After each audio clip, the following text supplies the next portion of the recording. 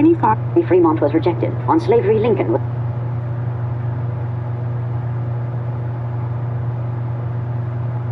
revenue that year. And it wasn't just some anomaly. New York had provided nearly 2/3 of the government's revenue in the previous 5 years as well.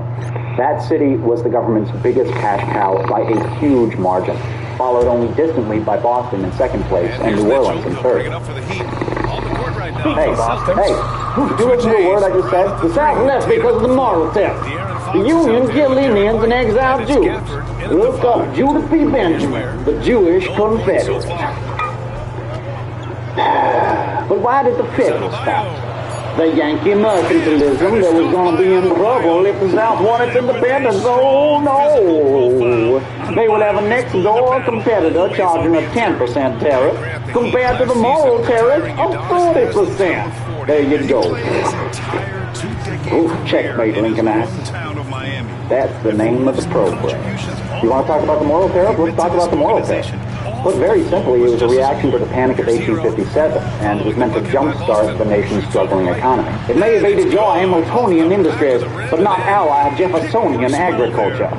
Yeah, we're just trying to develop your New England factories into something that would rival the profitable and well-established factories of Britain. Meanwhile, you had Pennsylvanians in particular, but many northern industrialists, petitioning the government to make it more favorable for them. Financially beneficial for them. The whole affair reeked of nepotism and corruption. Furthermore, you're right. Yes, that is what happened. Wait, we actually agree on something? Yes, the moral tariff was unquestionably favorable for northern interests and detrimental to southern ones. But it wasn't passed through Congress until March of 1861. And if southern states had started seceding in December of 1860, then there's no fucking way it would have gotten passed. So rather than being a cause of secession, the moral tariff happened as a result of secession. In any case, it was just one of many grievances that Southern Democrats had with Northern Republicans. The principal one was the Republican stance on slavery. Saying the Civil War was only about slavery is ignorant. The Civil War was extremely complicated. What about the tariff of 1861? Or the dozens of newspapers speaking of a tax war? Most historians agree that the Civil War was too complicated to tear. What about the 70% of men who didn't own slaves and fought for what? Well, at least we got the percentage of slave owners right this time. Those newspapers you're referring to were mainly British rags, like the London Times. The Brits, they had a vested interest in keeping that transatlantic cotton trade going to fuel their own industries. Naturally, they sided with the Southern Democrats, who were all about free trade, and they shared their criticisms of the moral tariff, which was extremely protective. The Confederate government desperately needed British assistance if they had any hope of winning the war, so they encouraged that myth that the war was being fought over taxes. Britain, of course, being very anti-slavery at the time. But some British abolitionists knew better. The philosopher John Stuart Mill wrote an opinion piece in a pro-union newspaper in 1862, in which he correctly stated, "There is a theory in England that on the side of the North, the question is not one of slavery at all. The North, it seems, have no more objection to slavery than the South have. Their leaders never say one word implying disapprobation of it. They are ready, on the contrary, to give it new guarantees, to renounce all that they have been contending for, to win back if opportunity offers the South to the Union by surrendering the whole point. If this be the true state of the case, what are the Southern chiefs fighting about? Their apologists in England say that it is about tariffs and similar trumpery. They say nothing of the kind. They tell the world, and they told their own citizens when they wanted their votes, that the object of the fight was slavery. The world knows what the question between the North and South has been for many years, and still is. Slavery alone was thought of, alone talked of. Slavery was battled for and against, on the floor of Congress and in the plains of Kansas. On the slavery question exclusively was the party constituted which now rules the United States. On slavery, Fremont was rejected. On slavery, Lincoln was elected. The South separated on slavery, and proclaimed slavery as the one cause of separation. He goes on to predict that as the war continued, the cause of preserving the Union would become inseparable from the cause of abolishing slavery. That came to pass when Lincoln signed the Emancipation Proclamation. After that, as a direct result of that, the British public became very uncomfortable with the idea of supporting the Confederacy. In your eagerness to blame white people in every video you make, you've forgotten about the nullification crisis. South Carolina nearly rebelled during Andrew Jackson's presidency over just such a protectionist tariff. That's true, but as John C. Calhoun himself pointed out in 1830, I consider the tariff act as the occasion, rather than the real cause of the present unhappy state of things. The truth can no longer be disguised. If the peculiar domestic institution of the southern states, and the consequent direction which that and her soil have given to our industry, has placed them in regard to taxation and appropriations in opposite relation to the majority of the Union. So in summary, protective tariffs were a big point of contention between North and South leading up to the Civil War, but it was ancillary to and directly influenced by the South's dependency on slave labor, which they would do anything to preserve and defend. Give me shit. If the North was so damn noble, why did the same damned army that invaded the South kill the American Indians?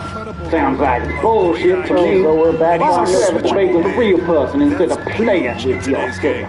Stop whining, because we have had so much pro-union, one-sided crap. You get triggered when the Tiger side is allowed to have their say. The South U.S. everywhere south of the Canadian border. Both sides are pro-slavery. The Confederacy just never allowed it. Now I'm going to bring some Confederate flags, waving, kick, hop, tub, and black dance squad. Tubs create the ultimate dilemma. People pretend you can claim everybody behind the rebel flag is racist. Have a meaningful connection to human beings. But we enjoy hip Play outside or some shit. with that mumble. I'll see you later. Bye. White for three. Rebound Miami. Their last encounter was in Boston. I feel like They that were went able to well. handle the Celtics. I feel like that went well. And Fox has got the ball here for Boston. Outplayed in the Checkmate, previous game on their Lincolnites. schedule, losing to the Knicks. And I'll tell you what a surprising result. Why did the North invade the South in 1861? Was it because they hated slavery? No, it was to save the Union.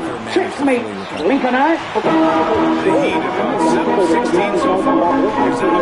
Checkmate, Lincolnite.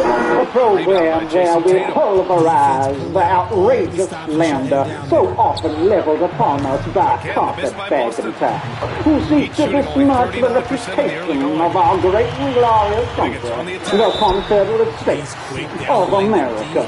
Tonight, we examine the pettifoggery, hypocrisy, and tyranny of our northern brethren, the meddling Yankees. Oh, I'm sorry. Did you say something just before?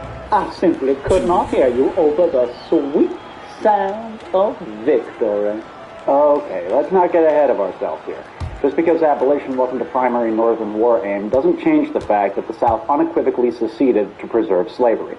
South Carolina, for example. South Carolina seeks succession from the Union first for reasons that are debated upon. Slavery. Debated upon, what was Lincoln's reaction? Violate constitutional law and did multiple acts of war against a state that by law should have been able to succession from the Union.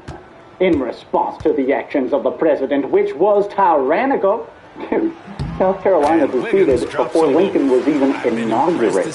Jefferson Davis was sworn in as president the full 6 days before Lincoln was. in any event, slavery was never at the forefront of the Union reason for fighting. Most southern states and generals joined the CSA after Lincoln, without approval from Congress, raised an army of 75K to invade the South, which he did on April 15, 1861, right after the attack on Fort Sumter. and in so doing, he alienated the 4 states that were still holding out for a compromise in the spring of '61. The North was the only party calling for truth. As Virginia Governor Fletcher said, you have chosen to adopt your civil war. The southern states never had any intention of invading the North. We didn't need to. Do you know what the seceded states were up to for the 4 months before? Chilling, yearning for freedom from Yankee. Well, not quite. January 4th, 1861. Anticipating Alabama's immediate secession, Governor A.B. Moore ordered the state militia to seize federal property at Mount Vernon Arsenal, Fort Morgan, and Fort James, effectively putting Mobile Bay in Confederate control. January 6th, a group of armed men barged into the federal arsenal at Apalachicola, Florida, and demanded the keys to the armory. January 10th, weeks before Louisiana's secession, state militia seized the U.S. arsenal at Baton Rouge on orders from the governor. The following day, they seized Forts Jackson and St. Philip, which guarded the mouth of the Mississippi. January 13th, armed Mississippians took forcible control of the unfinished federal fort on Ship Island. January 24th, Georgia militia seized the Augusta Arsenal. February 8th, acting on orders from the governor, Arkansas militia volunteers the federal arsenal at Little Rock and escorted federal troops across March 6th. The Provisional Confederate Congress authorized President Davis to raise an army of 100,000 men for 12 months service. April 12th, South Carolina militia fired on Fort Sumter. April 15th, President Lincoln called for 75,000 volunteers for 3-month service to suppress the rebellion. Call me crazy, but all I see is Southern aggression. You yellow-bellied horse thief! We raided those armories and forts because we needed weapons, and plenty of them, to facilitate our peaceful and equitable separation from the Union. Good thing we did, too, for soon after the war started, the tyrant Lincoln showed his true colors. He suspended habeas corpus illegally and jailed his political enemies without any charges. What do you call that except despotism of the highest order? I call that pretty typical for a 19th century wartime government. Personally, I agree with you. Suspending habeas corpus during domestic emergencies is a very, very slippery slope, but it is constitutional. Article 1, Section 9 forbids the suspension of habeas corpus except in cases of invasion or rebellion. But in 1861, Supreme Court Chief Justice Roger Taney challenged Lincoln on that exact point, arguing that the legislature alone had that power, as the framers of the Constitution clearly implied, and not the President. That's true, but initially Lincoln only suspended habeas corpus along rail lines leading to Washington, D.C. And as he pointed out in his public response to Taney, he did it to make sure that those rail lines were kept intact. Without them, Congress wouldn't be able to physically get to D.C. to convene. And, by the way, when he did suspend habeas corpus for the whole country in 1863, he did it with full congressional approval. Oh, that is just so typical of you bootlicking Yankees. You have no appreciation for personal freedom. I bet you vote for Palpatine. We Confederates, on the other hand, loathe the meaning of liberty. Yeah, about that. The restriction of civil liberties in the Confederate States is actually way worse than it ever was at home. The Confederate Congress also suspended habeas corpus twice. They passed the Alien Enemies Act, which allowed the government to arrest anyone who didn't declare themselves as a loyal citizen of the Confederacy. They passed the Sequestration Act, which allowed the government to seize private property. They forbade civilian travel, prohibited the sale of liquor, and most famously instituted an extremely unpopular Conscription Act, the first such draft in American history. Again, all pretty typical action for a wartime government, but you don't really have a leg to stand on when you prop up the Confederacy as this shining beacon of freedom, especially when you take into account the tyranny that's inherent in the institution of slavery. And the Celtics shooting 33% in the first quarter. Here's Hauser, pass to Aldama. Slavery, slavery, slavery. Always you with the slavery. Well, you'll be just devastated to learn that your Lord and Savior Lincoln didn't give Your Lord and Savior Lincoln. And I quote, "My paramount object in this struggle is to save the Union.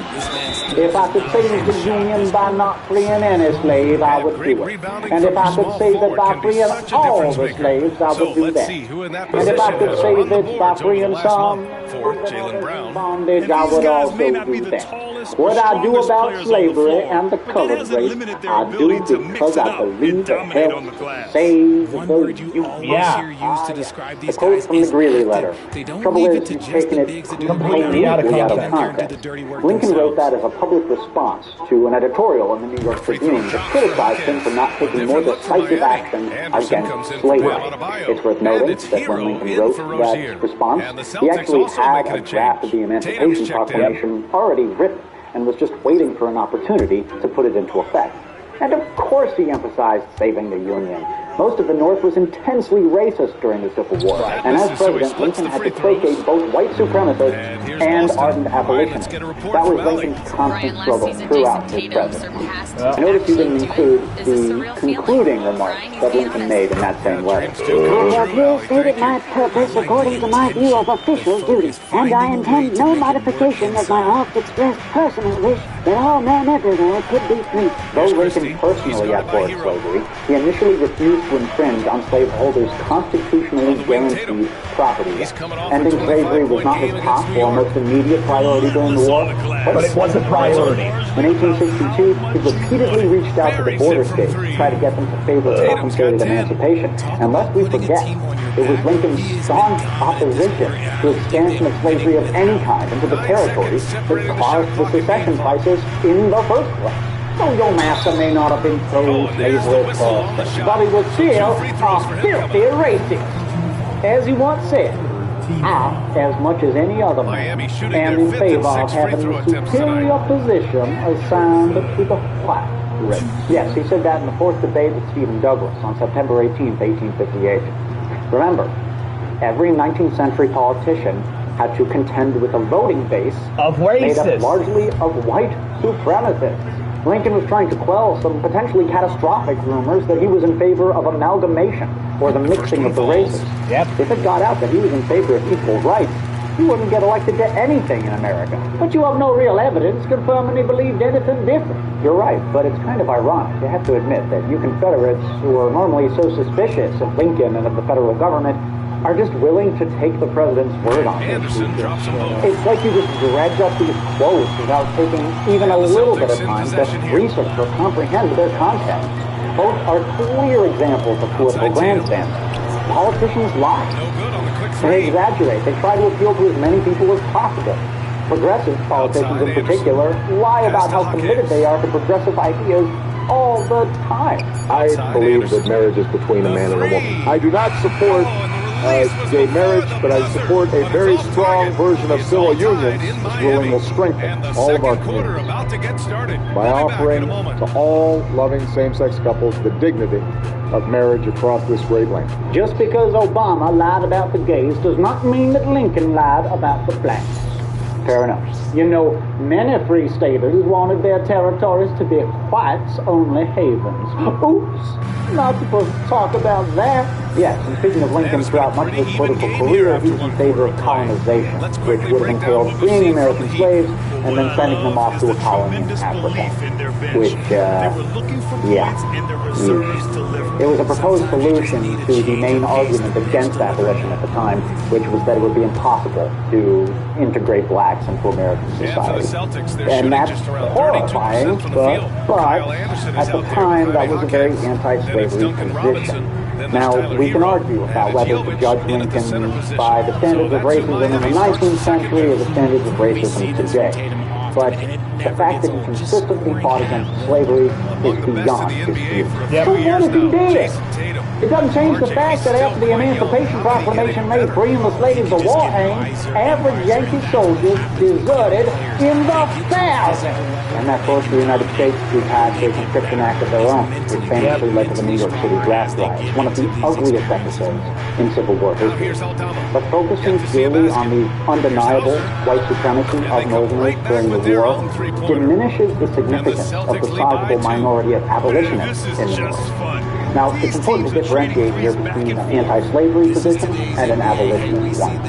Most Northerners before the war were anti-slavery, but they either wanted to contain it and allow it to go extinct on its own, or they wanted to gradually free the slaves with compensation to slave owners. Abolitionists took it a step further. They wanted to see the immediate, unconditional emancipation of all black Americans. New England was the hotbed of abolition at the time, and was home to its most famous and influential advocates. When John Brown's raid failed in 1859, most Northerners viewed him as a lunatic, a total psycho. But abolitionists like Henry David Thoreau successfully changed public opinion, and pretty soon Brown was being regarded as a martyr and a hero. It's in the song, right? John Brown's body lies mouldering in the grave. John Brown's body lies mouldering in the grave.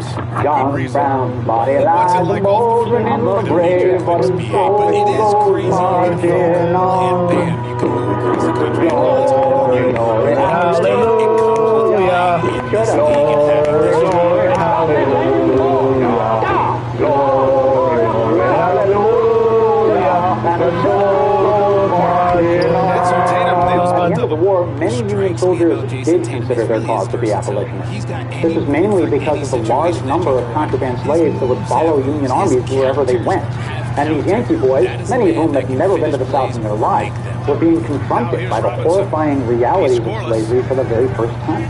This hardened their hearts against that institution, and they said as much in their diaries and letters. Higher up, the logistical problems caused by this large number of escaped slaves forced commanders and politicians to take the idea of immediate abolitionism more seriously. So, by mid-war, freeing the slaves wasn't just a moral imperative, it was also a practical necessity. Yo, I'm hopping all around, I'm a pink bird. That's the main difference between them. As our glorious President Jefferson Davis once said in a speech at the Mississippi State Capitol. Our enemies are a traditionalist and a homeless race. From the time of Cromwell to the present moment, they have been disturbers of the peace of the world. Gathered together by Cromwell from the bars and fans of the North of Ireland and of England, they commenced by disturbing the peace of their own country. They disturbed Holland, to which they fled, and they disturbed England upon their return. They persecuted Catholics in England, and they hung Quakers and Quitches in America. And clearly, the apple does not fall far from the tree. Oh. Thou art an unlearned swine if thou dost truly believe that papists, Quakers, and witches ought to be shown mercy. But religious freedom is one of the founding principles. Let every stone wags in by your mouth. Those who love the Lord must needs separate themselves entirely from the professors of youth and fair. You know, that's not a bad point. Mixed communities are the best. Usually it's just one community getting to the top anyway. Communities are better kept separate, or at least totally homogeneous. That way they can preserve their race, identity, and culture. The other most mixed communities look just like New York. Identity, bastardizing, individualism.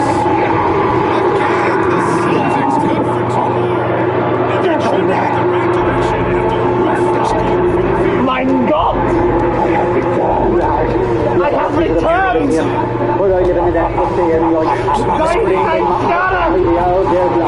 I am the Ubermensch! He can't get anything to fall. You have no power,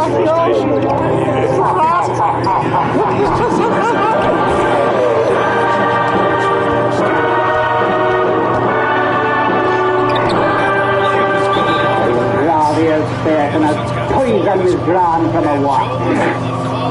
He's got to go. We might see him looking to make some tweaks to his strategy here.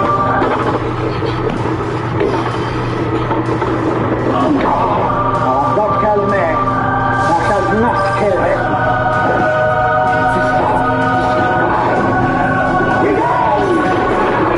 Ich bin einer Max!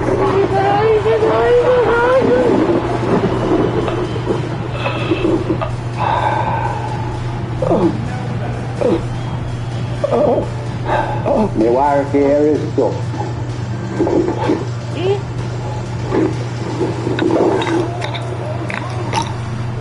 Ich bin unter aller Schreine. Okay, what happened?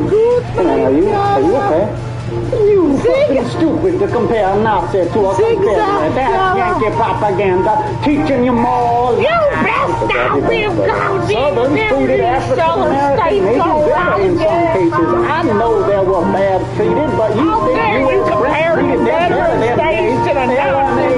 They're literally the same exact thing, basically a precursor to fascism.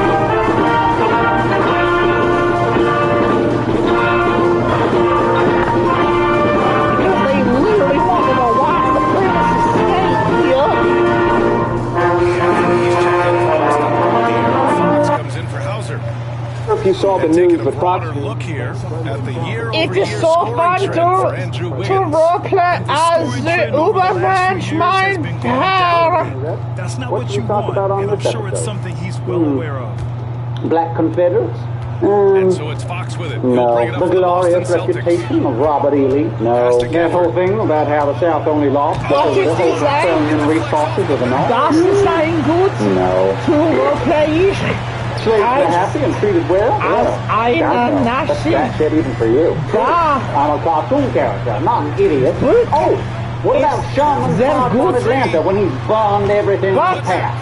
I'm sure to you that's not a war crime because you have good tunnel vision. Das ist So war crime is a really loaded term, and in this case, That's blatant hyperbole. But that's not completely great to say. Some of Sherman's boys did some pretty fucked up shit. Checkmate, Lincolnites. Do you even understand or speak German? Ja, mein Herr. Ja, sehr little. Why, this is my brand new Witfinder General t-shirt. A truly high-quality item I acquired at a reasonable price from the Obfuscation merch store. That's the man? It is. What's that you're wearing? Why, this is my Checkmate Lincolnite t-shirt, which is currently available in both Yankee Blue and better really sprechen Pennsylvania Deutsch. Ja? Incredibly comfortable. Meine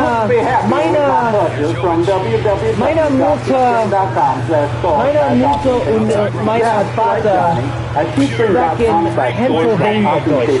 You'll find shirts, hoodies, mugs, even phone cases featuring your favorite characters and inside jokes from the channel. Each item features classy original artwork that you won't be embarrassed to wear out in public. And that's not all. Not Spraka. Midnight Central American time tonight and get 10% off purchase with the promo code Uncle Billy. Plus value with my generous patrons get the best deal of all for the foreseeable future. $5 or more patrons get 25% off with a secret promo code visible only then. That's an incredible deal. I know. Go to www.com/store/Oculus now and get a piece of history shipped right to your door. Not so good. Not very good. Well, Wie geht's, mein Herr? who are we going to talk about again? Sheriff. Wasn't it Sheridan? Slocum? Sherman. That's right. Sherman is meine favorite general. Down south in the land of traders, rattlesnakes and alligators. Ridiculous Yankee. Sherman is sehr gut. Man who brought untold suffering on Sherman is and that's not fair. The memes are clearly Sherman is sehr You popular. guys consider Stonewall Jackson Sherman is sehr popular. Confederate big dick energy. Well, Sherman is sehr popular, mein Not so much a Führer. celebration of Sherman himself, but more of our idea of Sherman is sport of patriotic popular. nature that kicks slave Der owner ass. Kommissar. And unlike you guys, we understand Ja, everything. Sherman is so In many popular. ways, Sherman was absolutely awful. Sherman is so We don't have to popular. delude ourselves about him like you do about Jackson. yeah. Even if that. Yeah. You don't have to go very far to Yeah. Southern Poston to see all kinds of drivel insulting modern-day Southerners. Or conservatives. Well, there's literally The a Confederate community rule in that is subreddit very that forbids stupid. pointless South bashing. What about the other Sherman? Das Confederate Facebook and is elsewhere? What about your sehr own fan base? Are you going to stupid. deny that there's an undercurrent of Das Confederate anti-Southern, is anti-rural stupid. prejudice among the so-called Union gang? If Lee, Early, and Davis had been hanged like the traitors they were, this country would be better off now. See? LOL. Meine- They'll rise again at some point. Individually, in industrial-grade manlets. Their cavalry consisted of 500 pounds of eine- receptacles maneuvering on their rascal scooters they stole at Walmart. There, you saw. United States citizen. Oh my God. Derek White comes in for I'm Christie. so sorry, dude. Damn you, sir. If I had a glove, I would throw it at your feet this instant. And I wouldn't blame you. What kind of unbelievable asshole can't distinguish between slave-owning Confederates and modern-day rural Southerners? For Miami, they've gone 6 of 11 here in the second quarter. Furthermore, Mitchell how do you come to 5-0. terms with the fact Ich that Sherman heiße had Tanner no Shell. moral qualms about slavery and Zero was screen quite on the Fox. places The three himself? from Mitchell. His problem Ich with heiße us was Tanner that we Shell. declared Gafford's independence. got 4 Not that we rebounds now. supported slavery, I mean states' rights. Ich heiße ist Tanner Shell. Und du heiße And here's ist, Tatum. du heißen ist, Too easy for Tatum, even with the contact. Not that we supported slavery, He trailed by I mean 3. states' rights. That's true. Sherman lived in the South Out of for years ice. prior to the war and wasn't particularly anti-slavery. He did think that it was an inefficient and outdated labor system, Adebayo sets the and screen. thought it was pretty much inevitable that Oh, my. slave states would be Game overwhelmed close by a to coalition of free play. states in Congress. He'll head to the line he probably had a point. Exactly. Should the South have won, slavery was on its way out, collapsing under its own weight.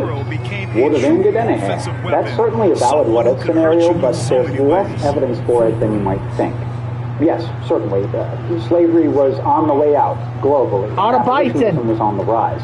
But I actually think that makes the Confederacy look even worse and more reactionary.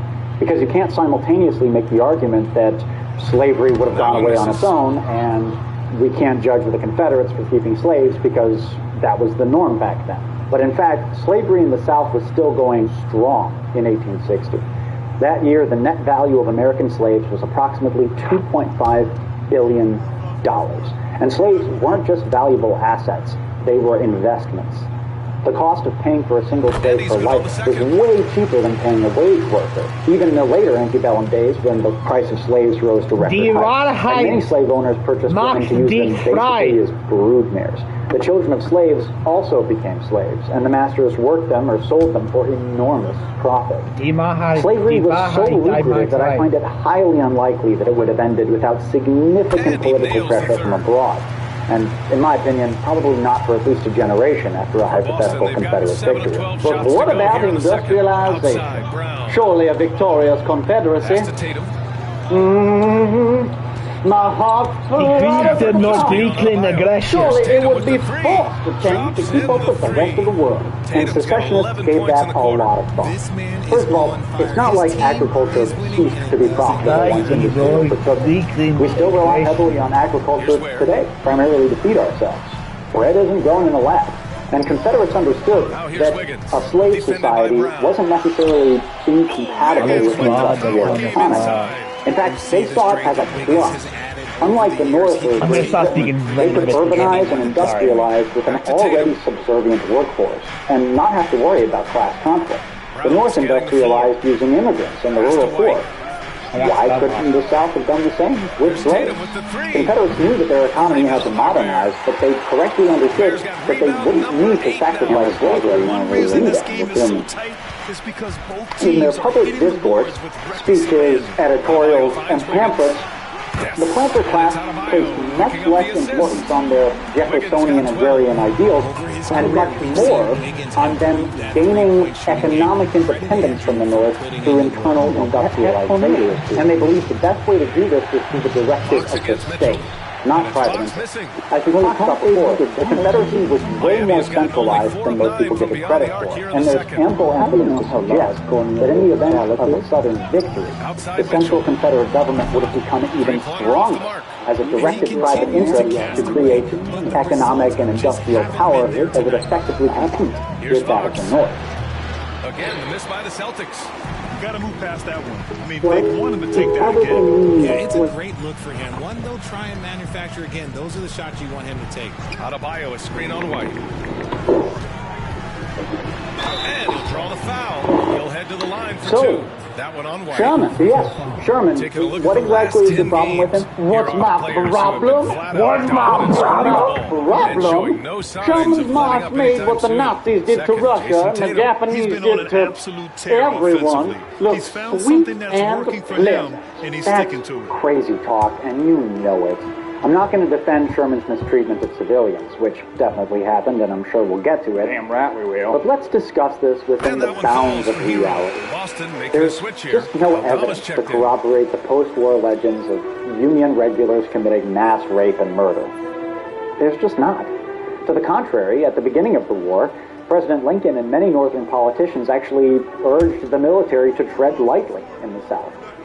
They believed that the Confederacy was not a sovereign enemy nation, but a region in rebellion. And so Southern civilians had the same rights and privileges that Northern ones did.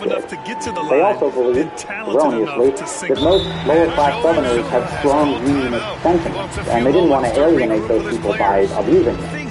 So, for the most part, at the beginning of the war, the Union Army treated Southern civilians with remarkable cordiality and restraint. Cordiality? Restraint? You do realize this was an army, correct? Thousands of young men with guns? How do you think these mud-filled Yankees ate? They stole from civilians. And y'all didn't just stop with food, you took valuables too. Anything you could carry. That's a great point, but Confederate soldiers stole from Southern civilians too, mostly just for food, but during the Atlantic campaign and the March to the Sea, Joe Wheeler's Confederate cavalry was infamous for plundering private homes for money, jewelry, trophies, and this disgusted other Confederate units. What about ism drinking game?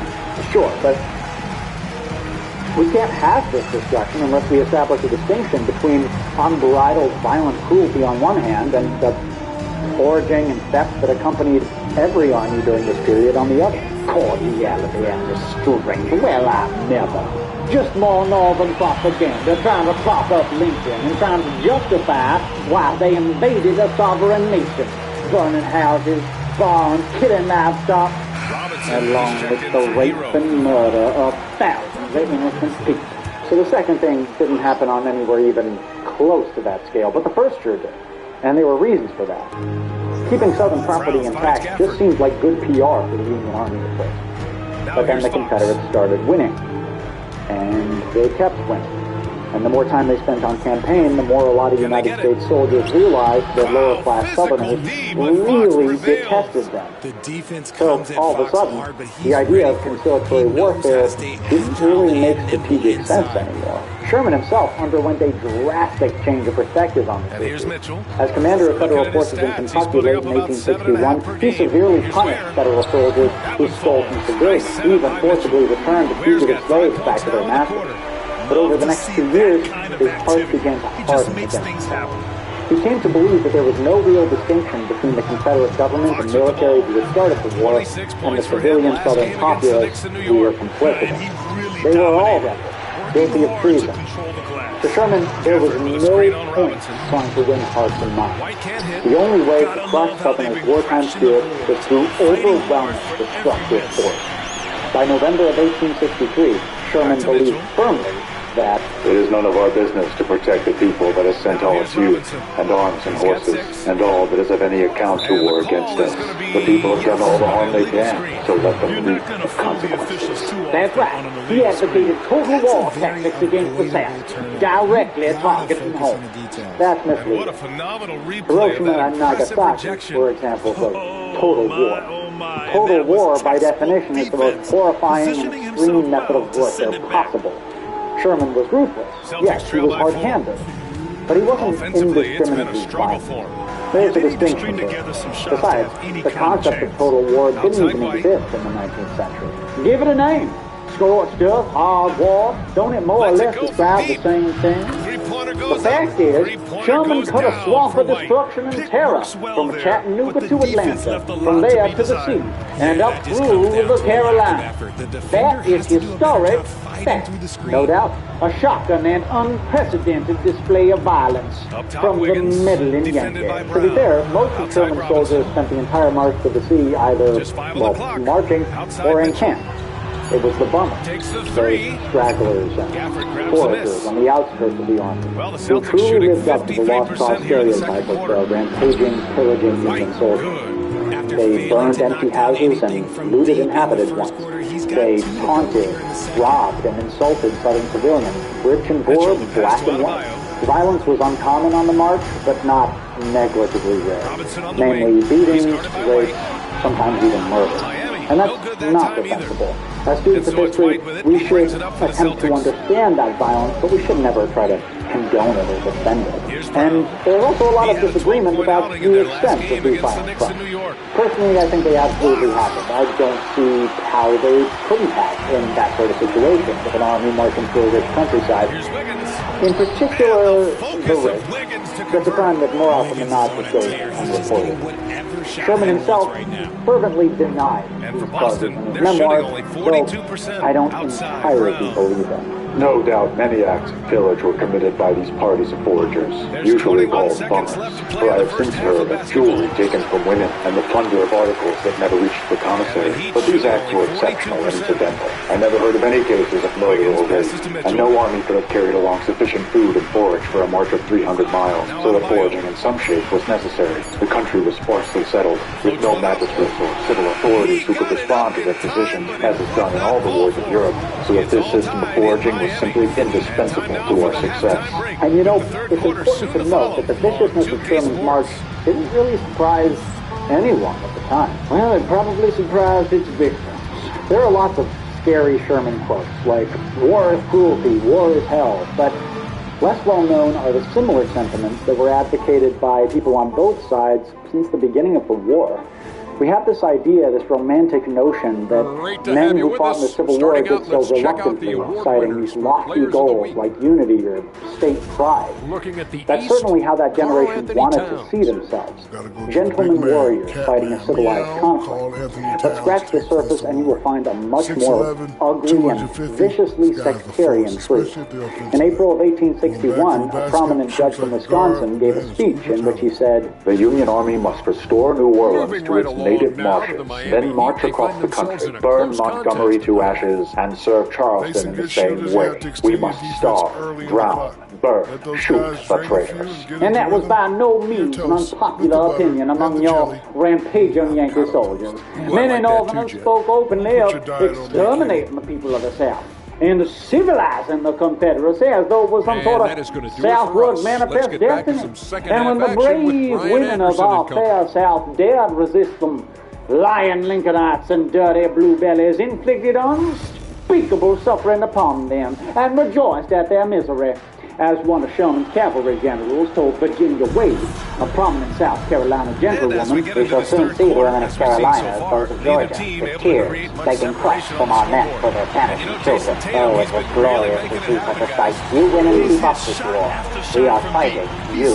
Yeah, that's pretty tough. Though we may want to mention here that rich Southern ladies were probably more vicious in their hatred for and condemnation of Union soldiers than their Confederate husbands were. You're justifying. Not at all. Just seeking to understand it. I tell you, the Yankee invasion was murderous and vile, and the rights of human nature were deeply wounded by this infamous practice. Consider your own wounds, Mr. Johnny Reb, for you are its practitioner. Confederate leaders fully understood that to win the war, they would need to wage it as savagely as possible. They could never match the North with numbers, but what they could do was cause enough mayhem to convince the Northern public that Union wasn't worth the cost of war. Before he had even left the United States Senate in January 1861, Jefferson Davis promised the North that "A torch and sword can do their work with dreadful havoc, and starving millions would weep at the stupidity of those who had precipitated them into so sad a policy." Confederates dreamed of laying waste to the North, even after the tide of war had turned against them. In November 1864, Confederate agents tried to burn New York City to the ground by lighting 10 fires in hotels all across Manhattan.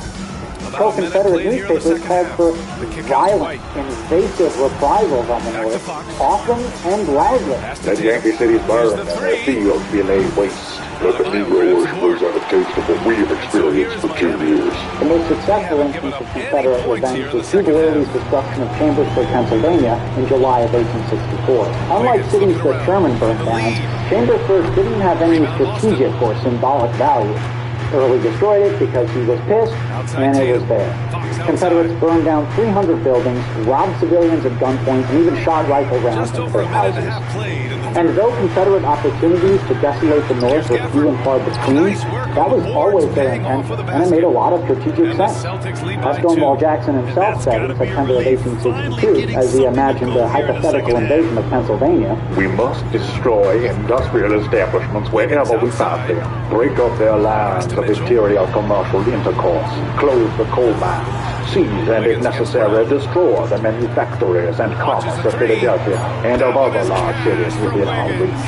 Take and hold the narrow neck of the country between Pittsburgh and Lake Erie, subsist mainly on the country we traverse, and make an unrelented war amidst their homes, force the people of the North to understand what it will cost them to hold the South in the Union at bayonet." You ever Google yourself, you know, To start the second half. Throws it up high.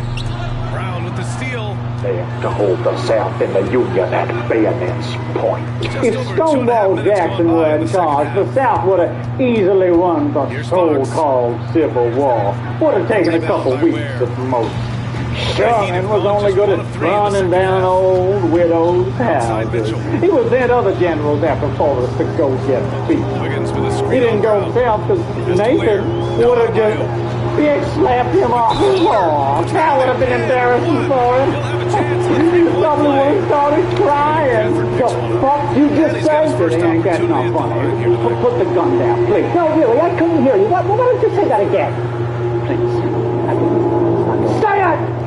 Fucking say it!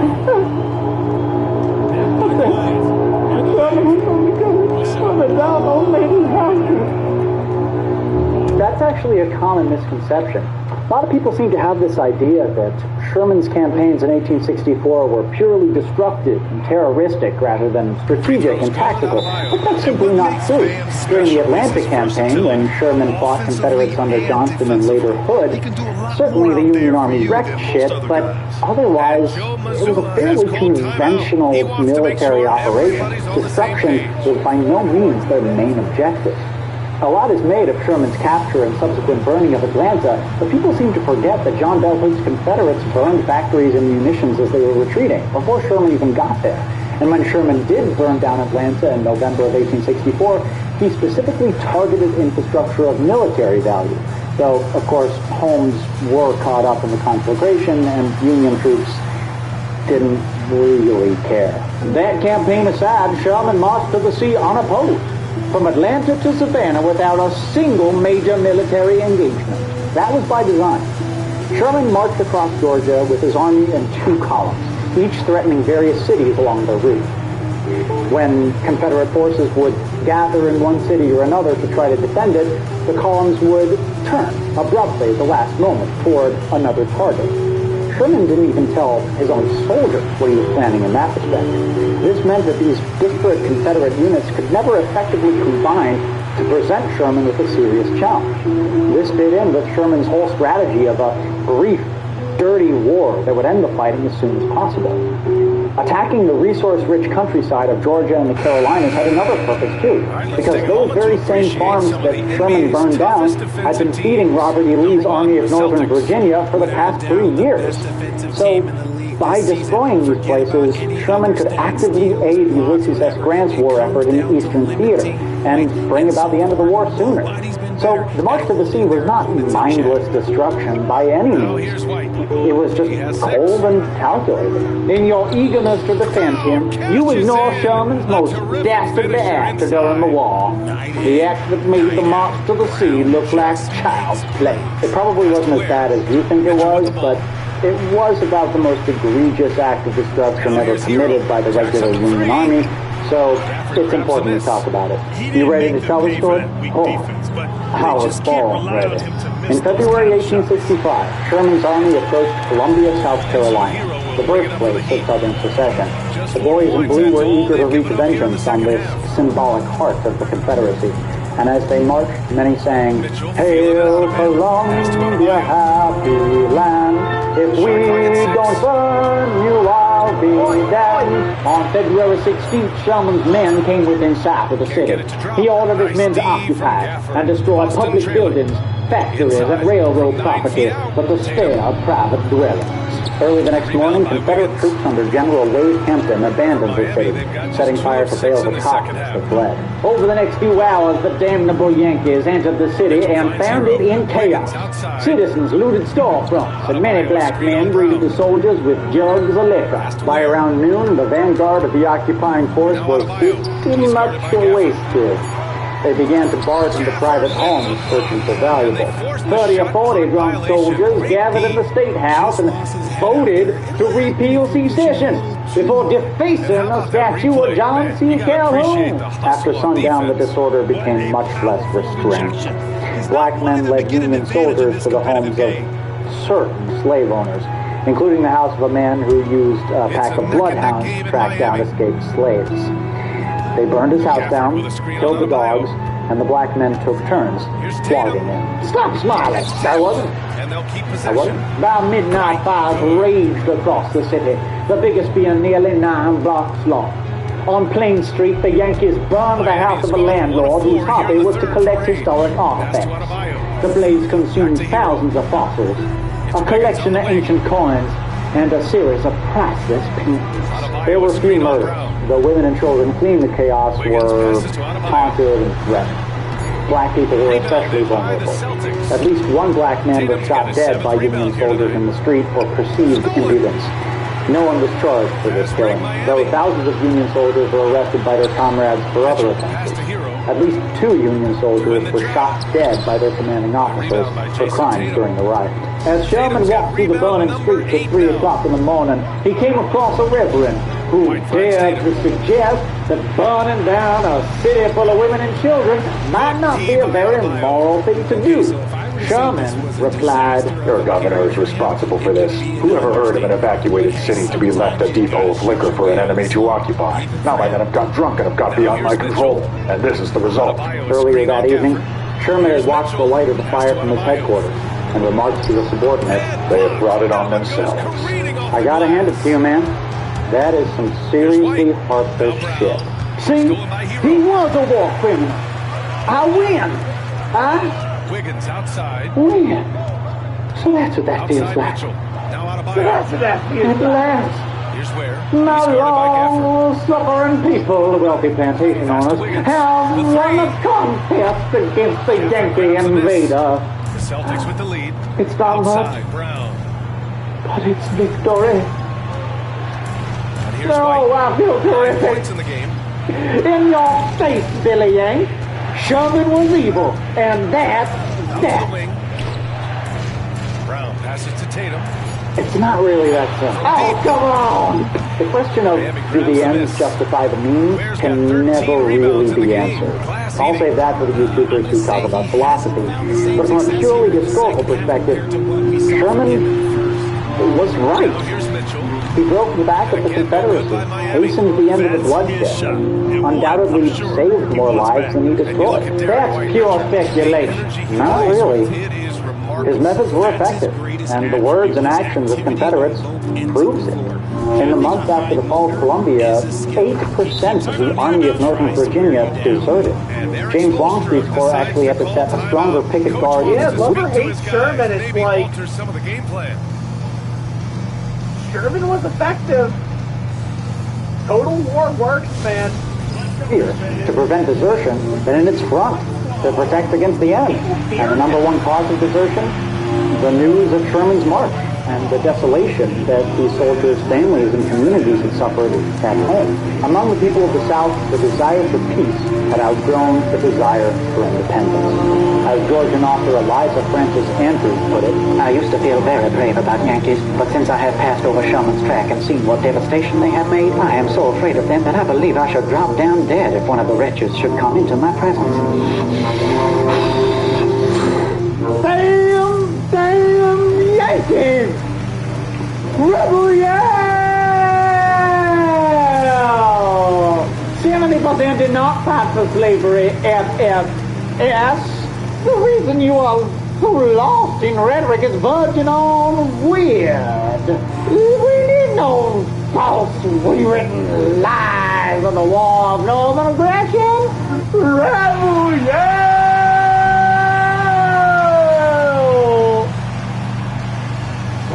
Rebel yell! It's my favorite part of the video. Robinson, he's checked in for Miami. Aldama's checked in for Boston.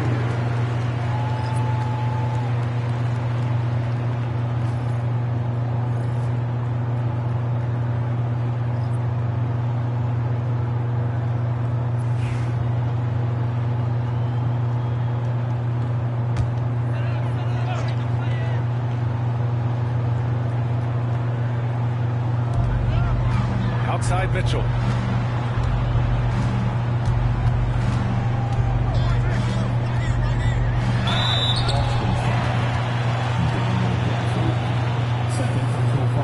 All right, guys, what do you think about the offensive approach we've seen so far for Boston? All game long, they've been making it rain from the arc. And look, they've done it by feeding the hot hands. And you have to talk about the passing, too. I mean, the ball has been zipping around on the offense, and they've kept the extra pass mentality the whole way. He misses the free throw.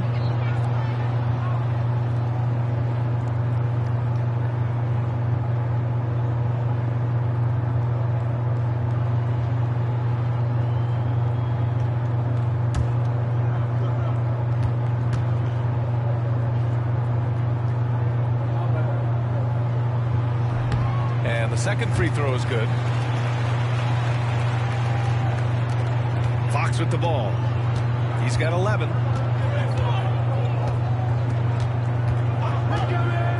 Outside Tatum.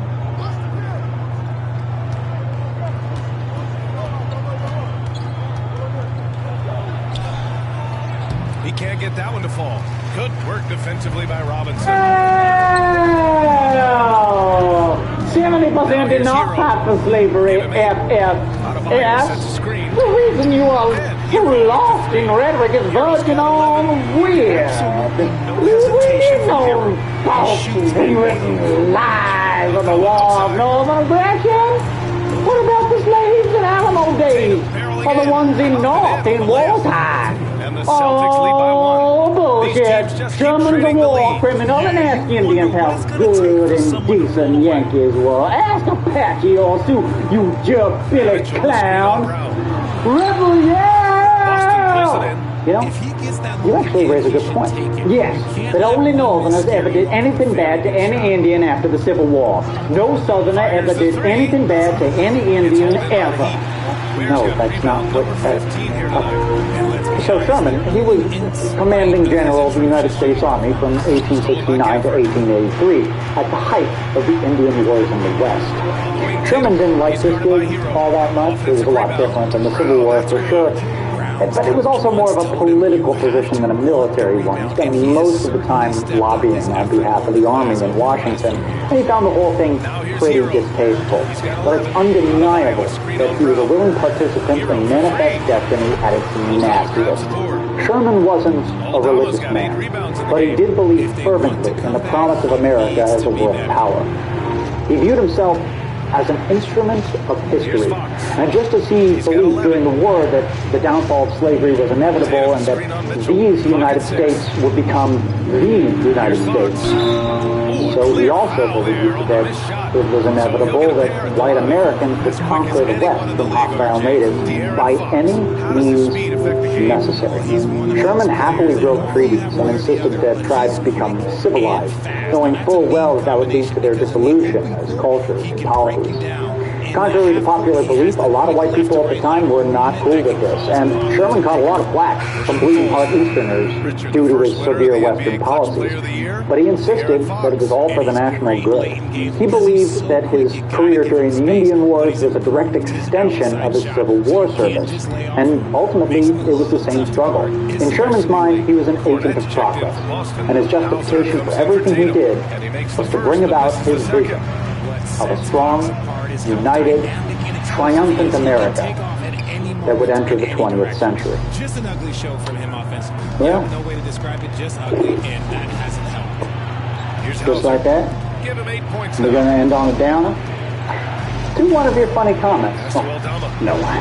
Don't think that. Oh, come on. Give us one. No, really. Do it. Crazy comment time.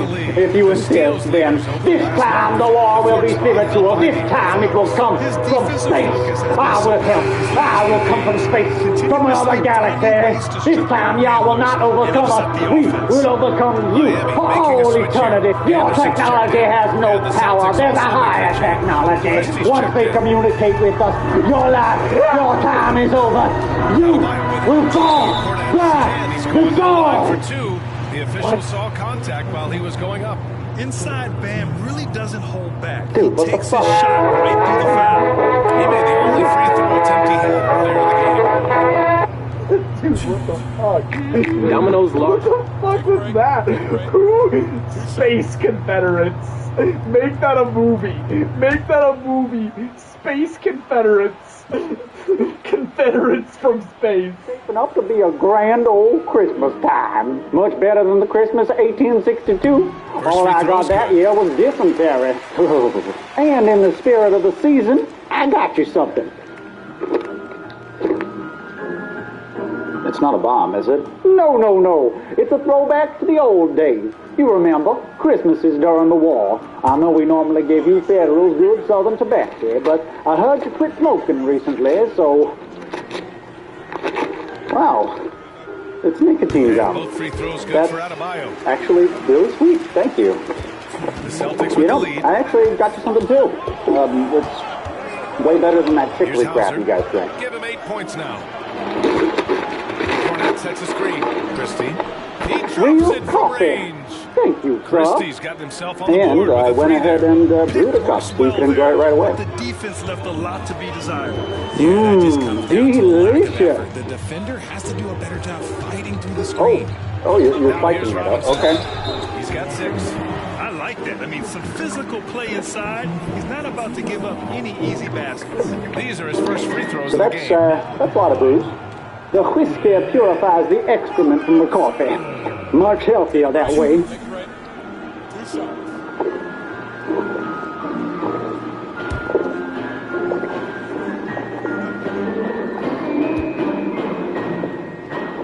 Amen. And Alex, this job, my ancestor was not only a great and I was marching for Arkansas. We were covered in a Union cavalry. We tried to stop them, but I bent down almost everything. My home is gone. My black friends is not slaves. I knew I know how to be found. My wife, Friday. 1:33 left in the third quarter. Boston leading by 3. There's more fussing on them crowd of 18. Here's Christie. Pass to And if Brown. you don't believe me, why don't you Here's go Hauser. back to There's the Washington or California or Miami with a whatever United States Adebayo's you got rebound believe. number 12 here already in the game. Checkmate, Lincolnite.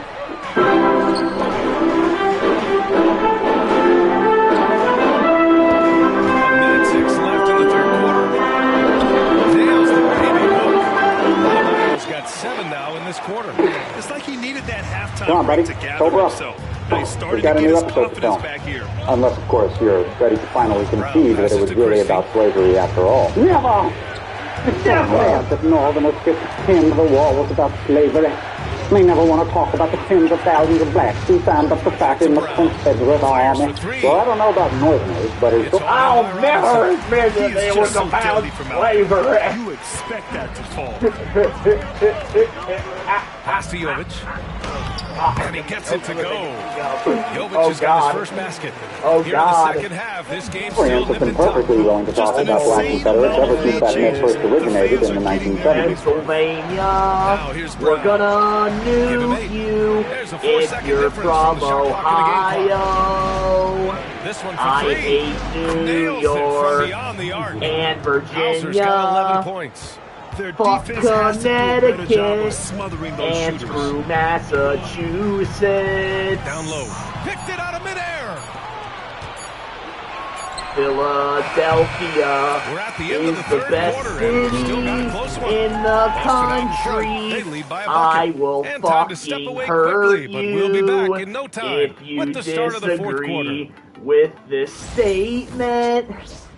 Lake Erie is the best thing on the earth. All right, let's take a look at our assist to the game Take me presented by State Farm. home. Now, I know he's a big man, but he's got some point I'm a guard in him statist, if he's making passes motherfucker. I'm a like this. mid-Atlantic And for the supremacist. defense, it's so tough to guard a big I man believe with the that kind of Mid-Atlantic is the court best vision and region dime on dropping Earth. ability. So that includes... What is the Mid-Atlantic exactly? For those who don't know, Well, what a terrific game it's been so far. The But this fourth Mid-Atlantic. quarter sure to bring more pressure-packed basketball. We've got Jaime Jaquez. Duncan Robinson is out there with Tyler Hero. And there's Kyle Includes Anderson. And it's New Jovic York, in at the 5. New Down low. Jersey, That's the group in the game for the Pennsylvania, Heat. Delaware, Maryland, Virginia, West Virginia, unfortunately, and Washington, D.C. We're in the Mid-Atlantic. If you were confused. If you were Free throw confused. drops for Anderson. I believe this is the best region on planet Earth. We're essentially the Macedonia of the United States. The Eastern Seaboard, That one misses. if you will. 44 million The Celtics people shooting just exist 38%. in my Their state. offense not where they want to be. We have more people in my state than there are in the country of Ukraine. Why the fuck are they sending missiles to Ukraine? They should be sending missiles to Pennsylvania. I'm sorry. Pennsylvania should start requesting missiles. What would we do with them? That's none of your business. You don't need to know what we would do with those missiles. All I'm saying is Pennsylvania should start requesting missiles.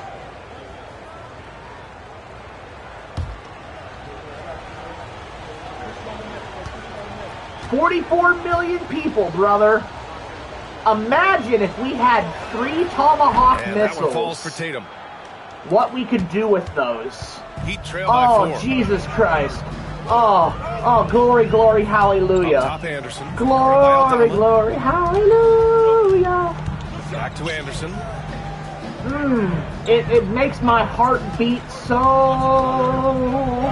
fast. And the layup is good. This is when your interior D has to originated in the 1970s.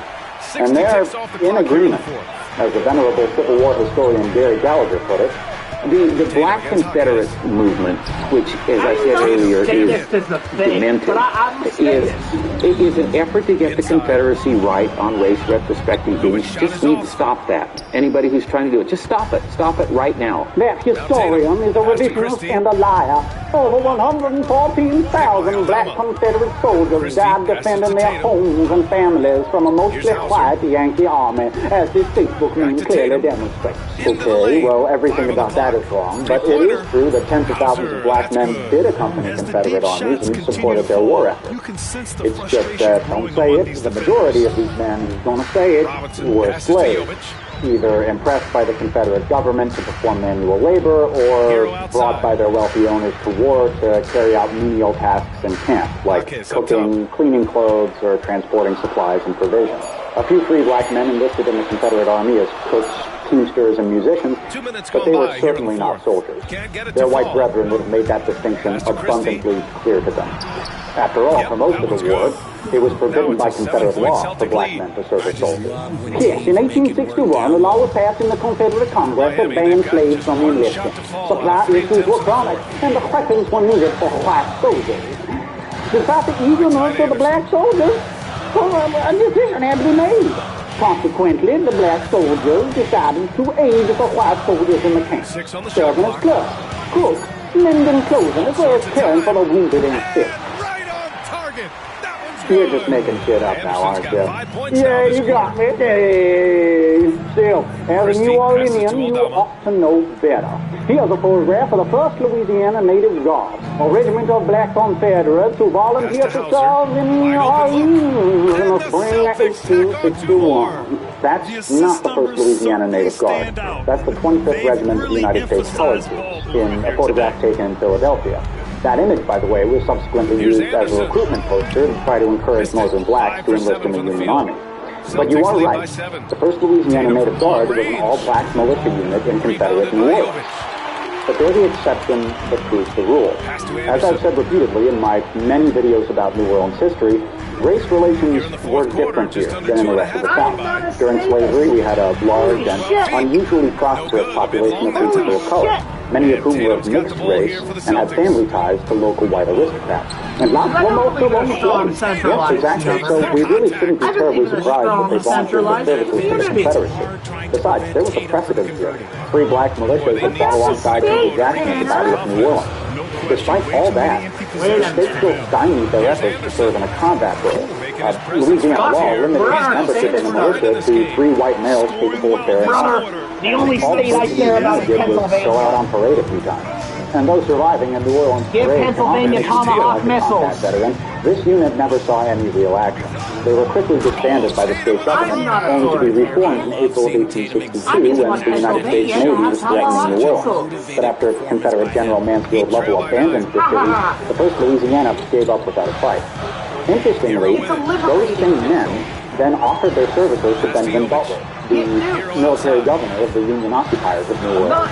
As Butler's biographer James Harden explained, the General Butler called on Africa, not upon the slaves, but upon the free colored men of the city, whom General Jackson had enrolled in 1814. He sent for several of the most influential of his class, and conversed freely with them upon this project. He asked them why they had accepted service under the Confederate government, which was set up for the distinctly avowed purpose of holding in eternal slavery their brethren and kindred. They answered that they had not dared to refuse, that they had hoped, by serving the Confederates, to advance a little nearer in equality with whites, and that they longed to throw the weight of their class into the scale of the Union, and only asked an opportunity to show their devotion to the cause with which their own dearest hopes were identified. The general took them at their word. Though General Butler took these guys at their word, we probably should. The mixed-race free people of color of New Orleans had always viewed themselves as superior to and distinct from slaves and full-blooded blacks. So it's very likely that they were just telling Butler what he wanted to hear. These guys left no written records of this event, so their motivations were probably always in the middle. But historical context can give us some clues. New Orleans was the wealthiest and most strategically important city in the entire South, and the Confederate government had relegated pitifully few resources and manpower or materiel to defend it. Though General Lovell would be blamed for basically allowing the Union Navy to capture the city, realistically, there was nothing he could have done to stop them. And after the occupation, even die-hard secessionists had lost all hope that the famous banner would fly over the Crescent City ever again. Faced with this hard truth, the men of the 1st Louisiana may have realized that they needed to kiss Butler's ring if they had any hope to maintain their privileged social status. That may be true for that one regiment. But have you explained the photographs and records of blacks in the Confederate Army? Don't that prove beyond the shadow of a doubt that the army of our great and glorious Confederate... Socialism, explained by ducks. Duck grows 10 tomatoes. Next duck grows 2. Here's Hauser. Here's Christie. Trying to come right back with a 3 of his own, but another duck grows none, but try real hard. Ducks gather say, hey, maybe we help each other, so no duck goes hungry. Parents say, it's a few tomatoes. We make big tomato pies. Ducks get free pond school, free nest care, free worm soup, they say. Ducks still grow their own stuff, still keep most of it, but chip in a few worms to help other ducks. Goose makes sure every duck gets the basics. Even if the farm had a bad season, ducks say, but I grow more. Goose say, yes, and you still have more. But you're not the only duck in the pond. Ducks still own things, but share a little, so no duck sinks. Ducks fly together, pay taxes together, get benefits together. Some ducks grumble, why help lazy ducks? But most ducks know, life is wobbly, and one bad worm year can happen to any duck. Ducks say, it's not perfect, but it's fairer than flying alone. Socialism.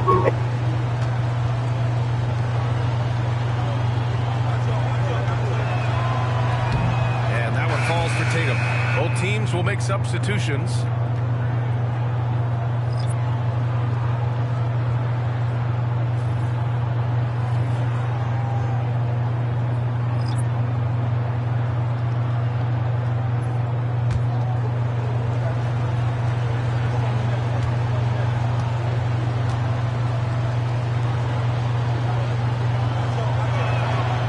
So Tatum nails both of them.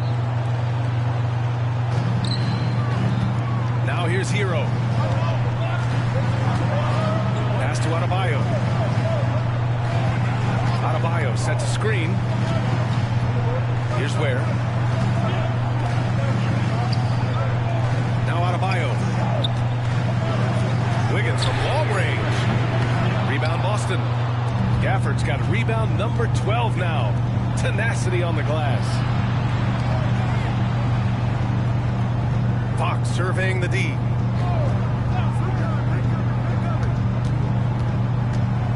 Over Mitchell. And it's Fox missing. And Wiggins has got the ball here for Miami. Why are so many people attracted to statist socialist ideas rather than anarchist ones? Because a global superpower at least nominally adopted statist socialism for close to 80 years now. Fox outside. China! And a missed layup. 100 years, baby. 13 shots to go. The kick out to State Wiggins. socialism works. That's why. At this point, I'm not sure if it's the. There's never been an anarcho-socialist. I mean, Rojava. That's about it. Rojava's working, but like that's it. That's it. That's the only society out there that is like. I mean, there was what Catalonia. Here in this fourth quarter. There were a few attempts of like an anarcho-syndicalist society in like the 1900s. Statist socialism state socialism works. You need central. Over Fox. And it's Mitchell. It's all about power. I kind of wonder where his power head's at. The shot likes selection to be hasn't been there. centralized. And of course, that one was just crazy. And spread out. Mitchell against when Fox. you spread power out, and he gets it to go, hitting off the back of the rim. And the Celtics lead by 9. They need offense from Fox at the point guard. His jump shot it's easier to explain it in a diagram. I don't fucking know. With the timeout here, he wants their game plan to be crystal clear at this point. It's like drawing a fucking pyramid, right? Or a tree. It's like a tree. A tree has roots. Those roots like to spread out. Those roots spread out. But the roots all go to the central seed, where it's collecting the water. Power and energy goes to a source.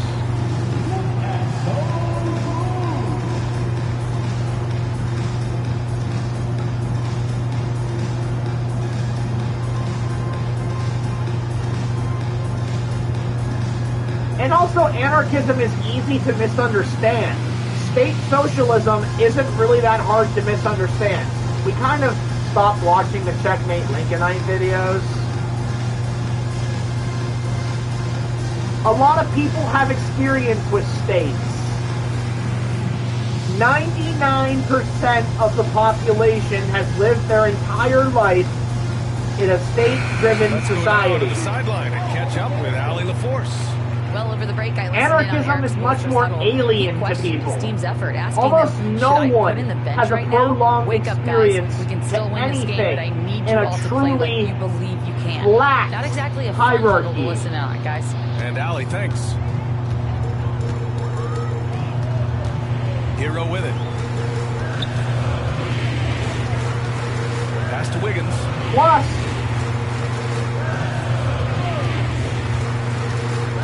Snap the cold streak. true. And he got the whistle on the way People up. So know he'll be less headed to the about line for a pair. anarchism. Even anarchists don't know anything about anarchism.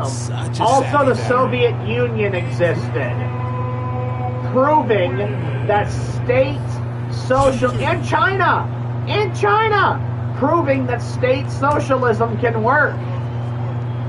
It proved beyond a shadow of a doubt that the army of our great and glorious Confederate States was as diverse as a college admissions photo. For instance, here we see Sergeant Andrew Chandler of the 44th Mississippi Infantry, together with his family servant Silas. As you can see, Silas is armed and wearing a uniform. And look at how closely the men are sitting. Their legs are touching. How can you deny the existence I don't want of that Trump to invade Pennsylvania with his ice goo. Overwhelming evidence. Let's get one thing straight here. Silas Chandler was a slave, not a servant, a slave. That photograph was probably taken in August of 1861.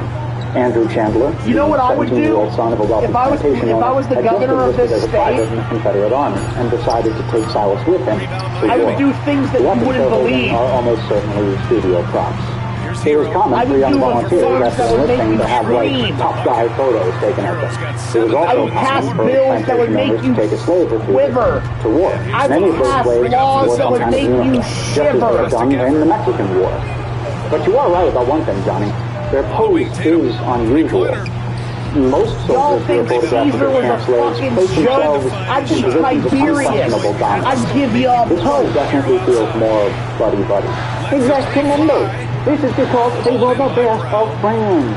Silas was free to travel from the plantation in Mississippi to wherever Andrew was.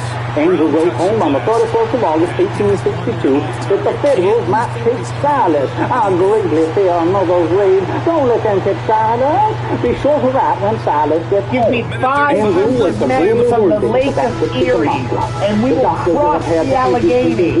But Silas refused to allow them to perform the operation. Instead, we'll cross the Allegheny and we'll march to Mississippi to bribe the surgeons for Andrew's release.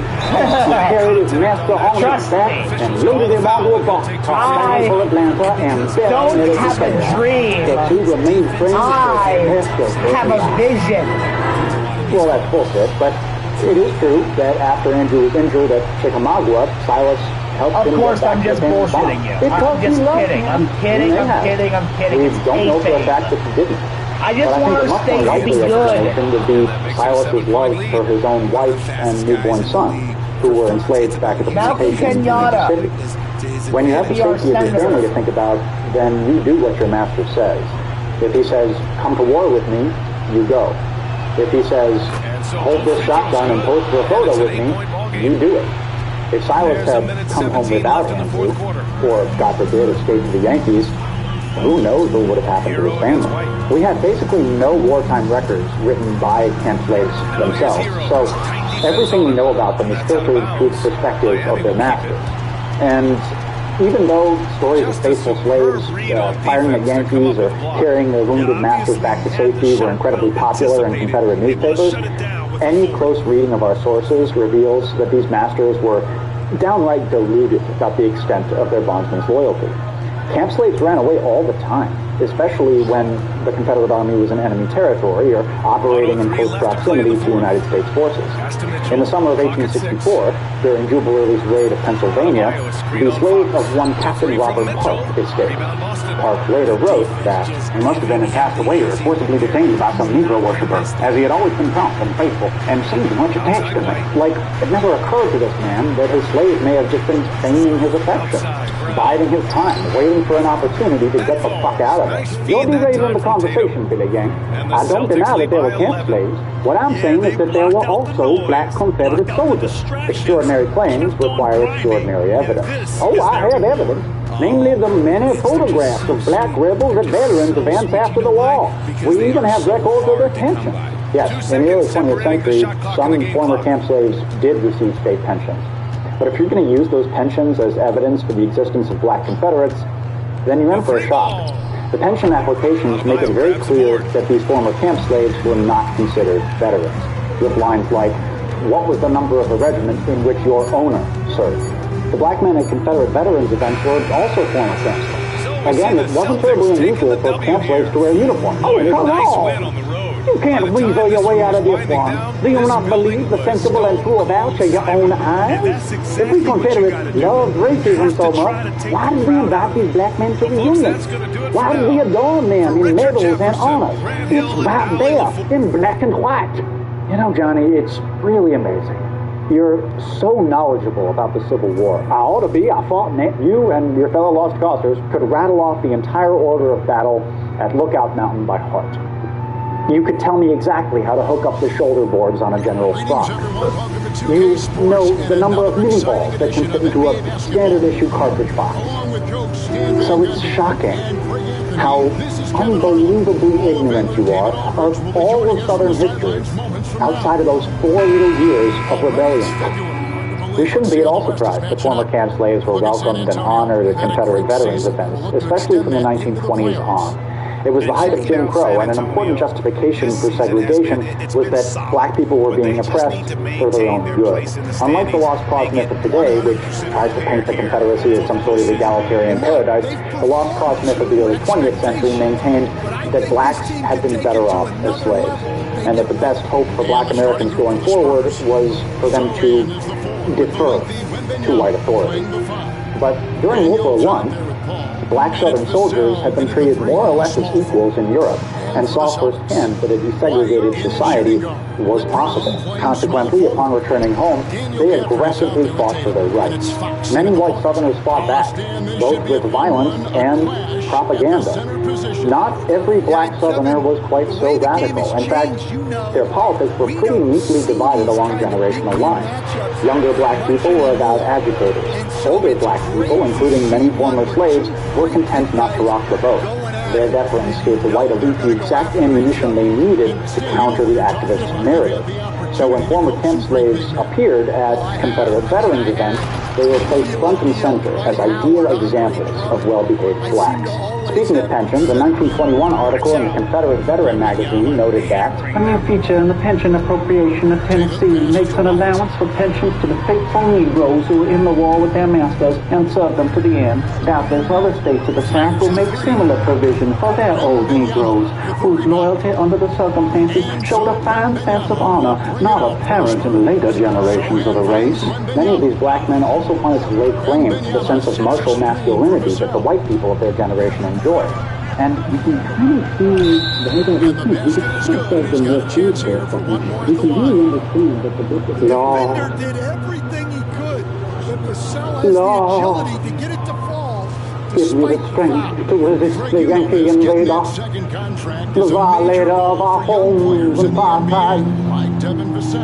Let me destroy him with facts and logic, Lord. I am your humble servant. Having his finest year after Is that really you? It's a Christmas miracle. Yes, it's me. But I wasn't really born on Christmas. It's a wild pagan carnival, and everyone who celebrates it is going to hell. Is it my day to be with you all? It's so... I come to show this joy in my heart. No, Johnny. I come to answer your prayers. Take this. It is a book of primary sources to counter the design. So, Dad? Yes. Now go, my son. Go boldly into combat. And remember, Catholics and Quakers worship the devil and should be killed. I'll remember, Lord. You are wise and strong, and I am very proud of you.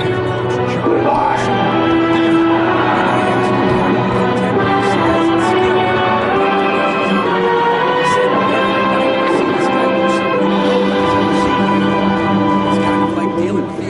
Coastal slave fit in neatly with the early 20th century's popular image of the Confederacy. This guy has no idea what he is talking about. There were black Confederates. They know they weren't just cooks or camp hands. From most accounts I've read, they were riflemen. Sources. First, on account by Dr. Lewis Stein, the inspector of the U.S. Sanitary Commission. In his diary, he described observing our brave boys entering Frederick, Maryland in the invasion of 1862. This morning, the rebel army began to move from our town. The most liberal calculations could not give them more than 64,000 men. Over 3,000 Negroes must be included in this number. These were clad in all kinds of uniforms. Most of the Negroes had arms, rifles, muskets, sabers, bowie knives, dirks, etc. They were supplied, in many instances, with knapsacks, haversacks, canteens, etc., and were manifestly an integral portion of the Southern Confederacy Army. Steiner was right. Slaves were an integral portion of the Confederate Army. What he's observing here are camp slaves performing one of their many functions, carrying their master's weapons and equipment on a long march. Next, on account from one of the damn sharpshooters who saw a black Confederate at the siege of Yorktown, Virginia. For a considerable time during the siege, the enemy had a Negro rifle shooter in their front who kept up a close fire on our men. And although the distance was great, yet he caused more or less annoyance by his persistent shooting. At one occasion, while at the advanced posts with the detail, the rider with his squad had an opportunity to note the skill of this determined darky with his well-aimed rifle. Yeah, there are a few accounts by some United States soldiers that claim the exact same thing.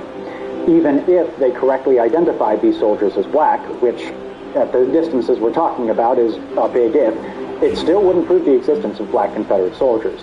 All it would demonstrate is that some camp slaves picked up their rifles and shot at Yankees, which is entirely believable, because some slaves were genuinely loyal, and in the heat of battle, who knows what could happen. And finally, in September of 1861, Frederick Douglass, of all people, wrote in his own newspaper that it is now pretty well established that there are at the present moment Many colored men in the Confederate Army doing duty as real soldiers. There were such soldiers at Manassas, and they're probably still there. Howard Douglas met. Was he at Manassas? And you're ignoring the context here. Douglas was using these rumors of armed camp slaves to try to draw up support in the North for arming black regiments. As he goes on to say in that same article, rising above vulgar prejudice, the slave-holding rebel accepts the aid of the black man as readily as that of any other. If a bad cause can do this, why should a good cause be less wisely conducted? We insist upon it that one black regiment in such a war as this is, without being any more brave and orderly, would be worth to the government more than two of any other, and that while the government continues to refuse the aid of colored men, thus alienating them from the national cause and giving the rebels the advantage of them, will not deserve better fortunes than it has thus far experienced. He was less concerned about the veracity of those reports as he was about their political usefulness. And in any event, the idea that hearsay from Union soldiers are reliable sources is absurd, and you wouldn't even be bringing that up if there was a single piece of Confederate documentation to substantiate your claim. You know, there actually were black Confederate soldiers. Well, there you have it, ladies and gentlemen. He admitted it. I think we're done here. But only after the Confederate Congress had allowed the military to enlist black soldiers in March of 1865, just 3 weeks before the surrender at Appomattox. It was a desperate, last-ditch attempt to avoid defeat, but it didn't work. The Confederacy was doomed, in part due to the 200,000 black men who were already serving in the Union Army. By the end of the war, black soldiers made up 10% of the Union Army's manpower and had suffered more than 10,000 combat casualties. There were only ever a few hundred black Confederate soldiers in the spring of 1865, and they barely saw any action. And despite the public endorsement of Robert E. Lee, the idea to arm black men had been extremely controversial in the Confederacy for the better part of a year. The idea was first proposed by General Patrick Claiborne, who wrote in 1863 that the measure where one blow strip the enemy of foreign sympathy and assistance and transfer him to the South, it'll drive two of its three sources of recruitment. It'll take from his Negro army the only motive it could have to fight against the South, and it will probably cause much of it to desert over to us. The immediate effect of the emancipation and enrollment of Negroes in the military strength of the South would be to enable us to have armies numerically superior to those of the North, and a reserve of any size you might think necessary. It would instantly remove all the vulnerability, embarrassment, and inherent weakness which results from slavery. Aha! A woke Confederate general. Do you seriously expect me to believe that the man who wrote that fought for slavery? He was one of the better ones for sure, but Claiborne by no means spoke for the Confederate leadership. In the first days of 1864, he shared his proposal with his commanding officer, Joseph E. Johnston. Johnston dismissed it out of hand and actually ordered Claiborne to stop spreading those dangerous notions. Nevertheless, a copy of the proposal ended up on the desk of Jefferson Davis. He actually also ordered it suppressed. But as the tide of war began turning against the South, Davis warmed to the idea and in November of 1864 presented a watered-down version of it to Congress. Congress was furious. They rejected it. But the whole thing sparked off this huge and incredibly divisive public debate. For many Confederates, arming blacks betrayed the very cause for which they were fighting. The moment you resort to Negro soldiers, your white soldiers will be lost in you. The day you make soldiers of them is the beginning of the end of the revolution.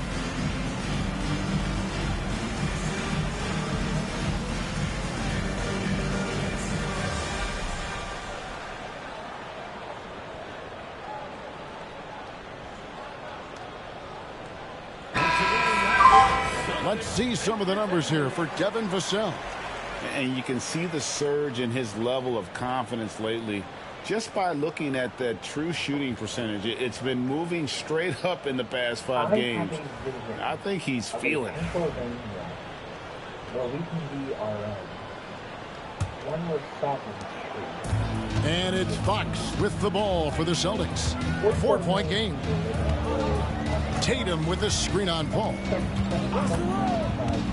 Fox inside the line. Again, the Celtics good for 2. You know what? Didn't find a very good shot on that possession, but still able to get 2 points.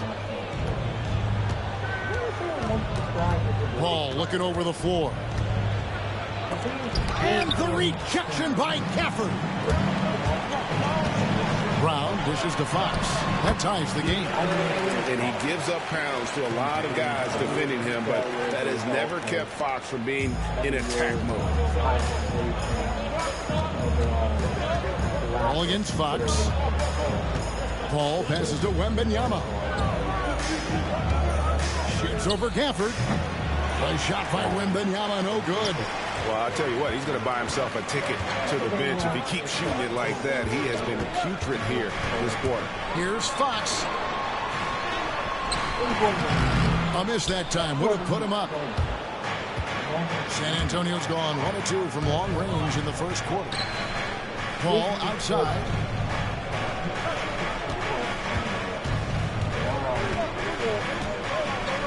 Pass to Sohan. Shot clock at 6. That one falls. Well, nice jumper from Sohan. When he's hitting that, this team is hard to defend. Outside Tatum. Over Sohan. Vassell grabs the board. San Antonio leading. Ball left side. Pass to Sohan. Wembanyama, a screen on Tatum. And it's Sohan missing. Boston's gone 2 of 5 from three-point land here in the first quarter. And White kicks to Fox. Brown wide open. He fires. That doesn't go in. Had a chance, though, to take the lead. The Spurs have gone 6 of 13 from the field, just under the 50% mark. Ball outside. Brown against Vassell. Pass to Wembanyama. Over Brown. Rebounded by Gafford. Gafford's got 6 rebounds in the game. Nothing seems to be going down for him today.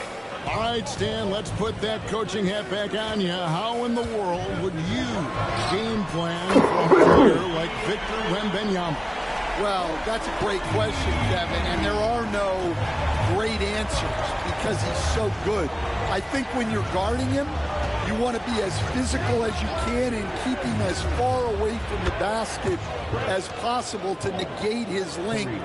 Defensively, or when you're on offense, his defense, I think you want to use his instincts to block shots against him, take the ball at him, draw him, and get the ball to open people. That sounds like a good plan. Yeah, but if it were that good, it would work more often against a guy that good. Nice work inside from the smaller Fox. So cunning and crafty around the rim. And the latest now from our sideline reporter, David Aldridge. David, it's all yours. Take it away. Hey, Kevin. Greg Popovich is guiding a young Spurs team that's hoping to return this franchise to the dominance that saw 5 titles since 1999. Pop said the standards haven't changed. Be very direct, demand, be fair, and love them. They got to know you care about them. So it's all the same formula from 25 years ago to today. Kevin? It's an interesting story, David. Thank you. And of course, as a Hall of Famer, you bringing that to us? Perfect. Wembanyama with the bucket. With that now, only 2 of 7 to start the game. Not the start he was hoping for. Fox passes to Tatum. And White kicks to Brown. Traps in the tray. Brown's got 5 now. Well, this is what Brown was looking for. He just needed the ball, and then instantly his shot was up. And we've got a timeout from Greg Popovich. He wants to make some adjustments to the game plan, clearly.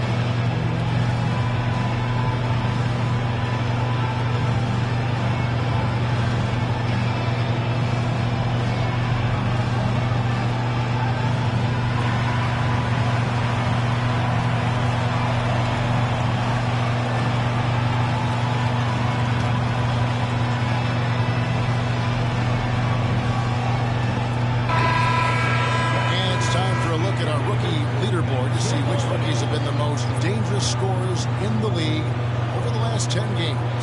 You look at Castle, among the league leaders, 4th in scoring. He's really showing what he can do. I mean, providing an impressive knack offensively for a first-year player.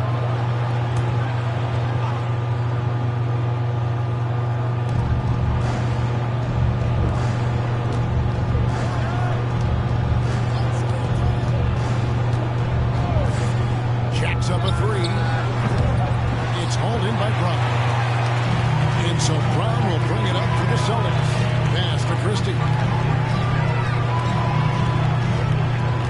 A cell against Brown.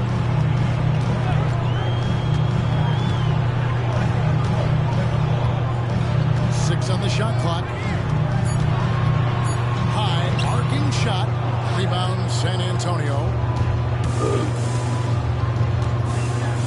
Here's Castle. And he can be counted on to put some points on the board every night. He's averaging right around 13.5 points a game. Austin has gotten a lot of shots off from three-point land in the first quarter, but they're only 4 of 9. Pass to Aldama.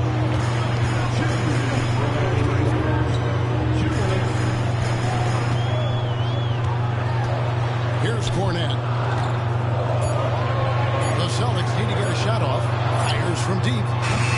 And it's Mamu Kanashvili with the rebound. San Antonio trailing here. Now Vassell to the paint. Biombo in the post. He's covered by Brown. Biombo, no luck. You challenge a player on a layup. That's what you want. Getting a stop without a foul. The defense wins that battle. Offensive rebound. And Cornette gets it to go. Really nice job to convert the putback opportunity there. I mean, he stayed with that play from start to finish. That's something we say about him a lot. Here's Castle. Scoreless thus far. And play stops. Whistle on what looks to be an illegal screen. Beyond the leaning, you could see his feet more set on that screen. Easy call. Look, you can get away with a lot in terms of screens today, but you can't make it that obvious. Jason Tatum, he's checked in for the Celtics. Now here's Tatum. He's coming off a 34-point game against the Heat in Miami. And he did a lot of work on the glass as well. He impacted the game on multiple fronts. Well, you have to like their work on the boards, Kevin, particularly here to start the game. There's 38 seconds left here in the opening quarter. Castle misses. Celtics leading by 3. Christie kicks to Tatum. Pass to Hauser.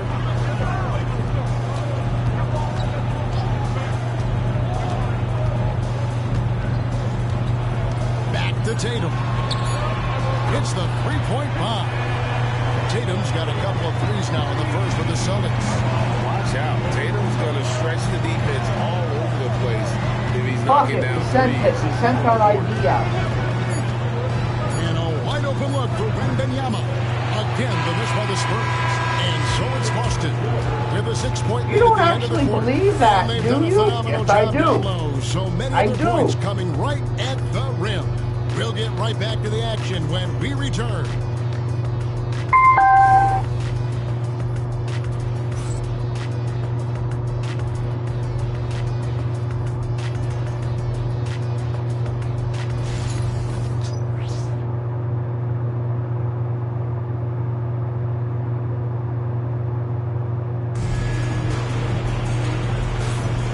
If you're just joining us, we've played through one quarter in this one.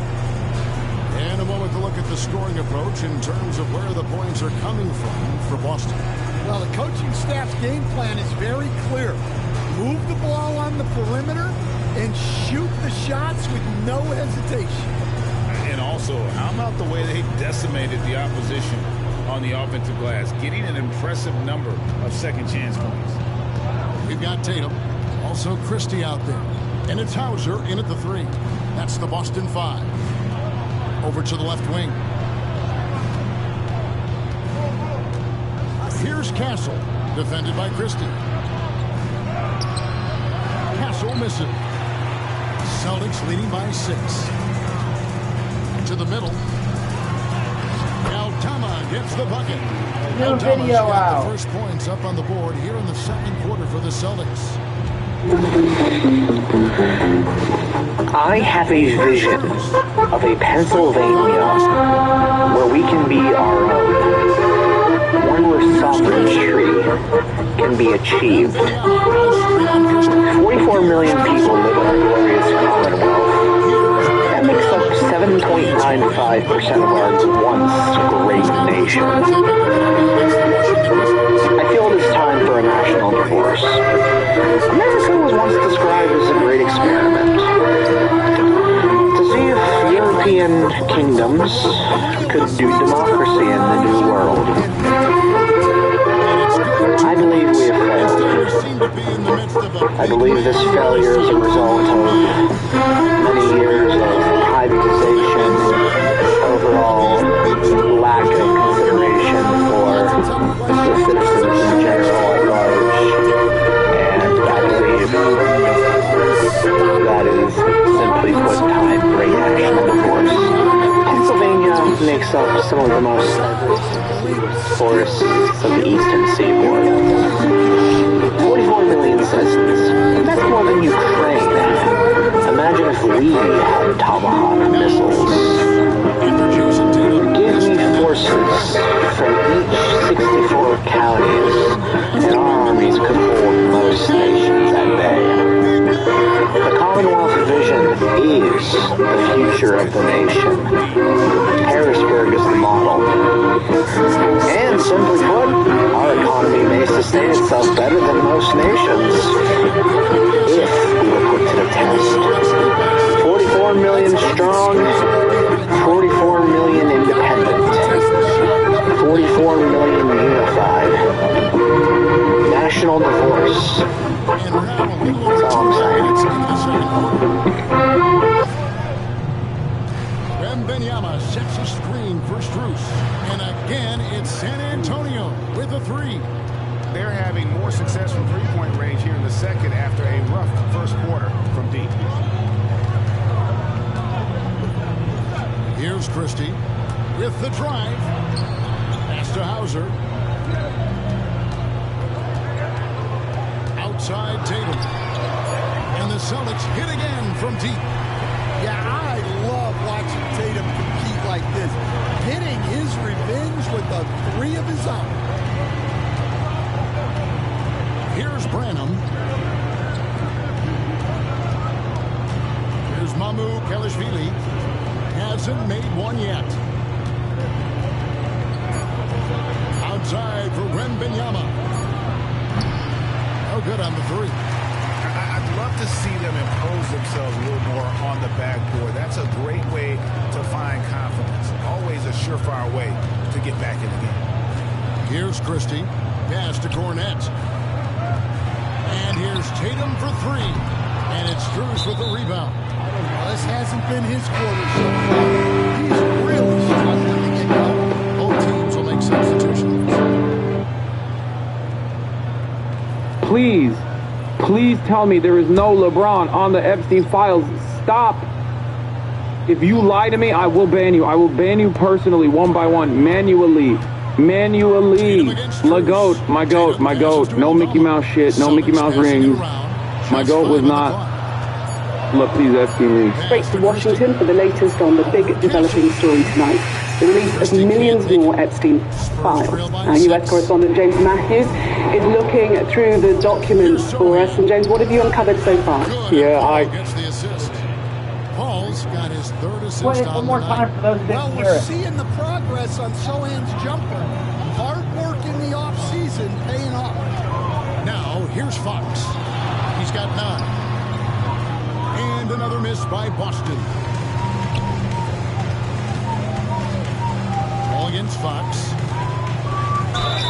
A clever play by Paul. He makes sure to get some contact and draw the foul. First trip to the line for him here.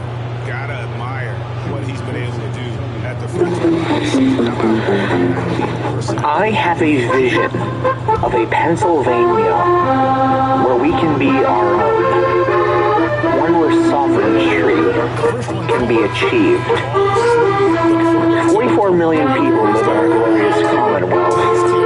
That makes up 7.95% of our once great nation. I feel it is time for a national divorce. America was once described as a great experiment to see if European kingdoms could do democracy in the New World. I believe we have failed. I believe this failure is a result of many years of privatization, overall lack of consideration for the citizens in general at large, and I believe that is, simply put, time for a national divorce. Pennsylvania makes up some of the most diverse deciduous forests of the eastern seaboard. 44 million citizens. That's more than Ukraine. Imagine if we had Tomahawk missiles. Give me forces from each 64 counties, and our armies could hold most nations at bay. The Commonwealth vision is the future of the nation. Harrisburg is the model. And simply put, our economy may sustain itself better than most nations if we were put to the test. 44 million strong, 44 million independent, 44 million unified. National divorce. That's all I'm saying.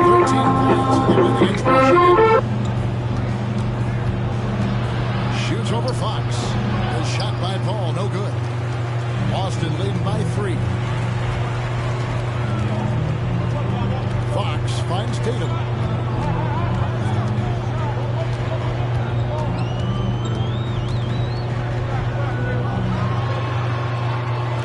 Back to Fox.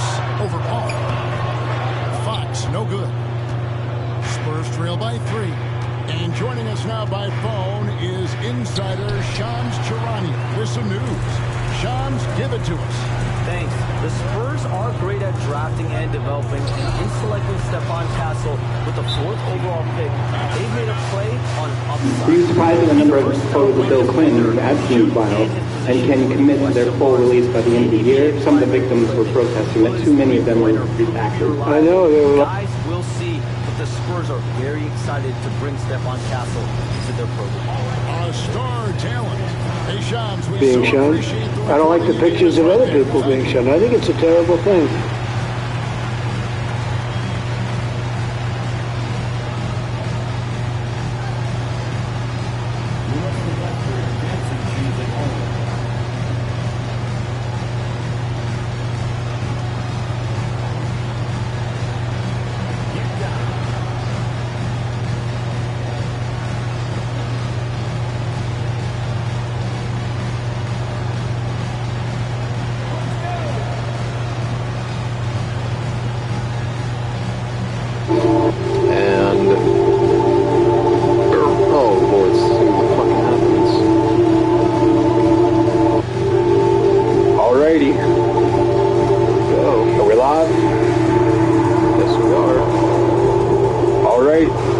People, hello internet.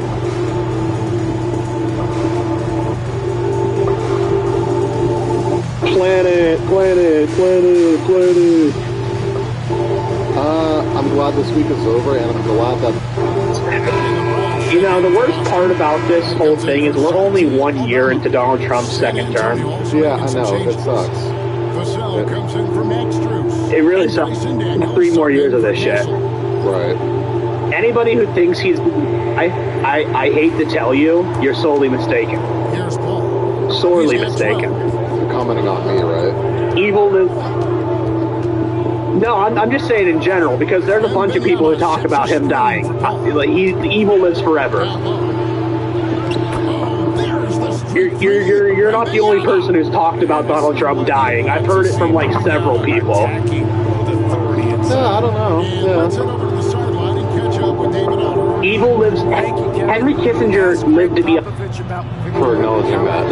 Honestly, I was about to say. I'm not gonna say he doesn't, but that doesn't mean jack shit. The man has the best doctors in the history of the doctors. Exactly. Dude literally got COVID like in the middle of the pandemic. To take fucking believe one.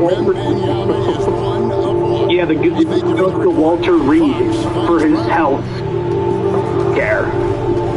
He's got the best hospital on earth. Right.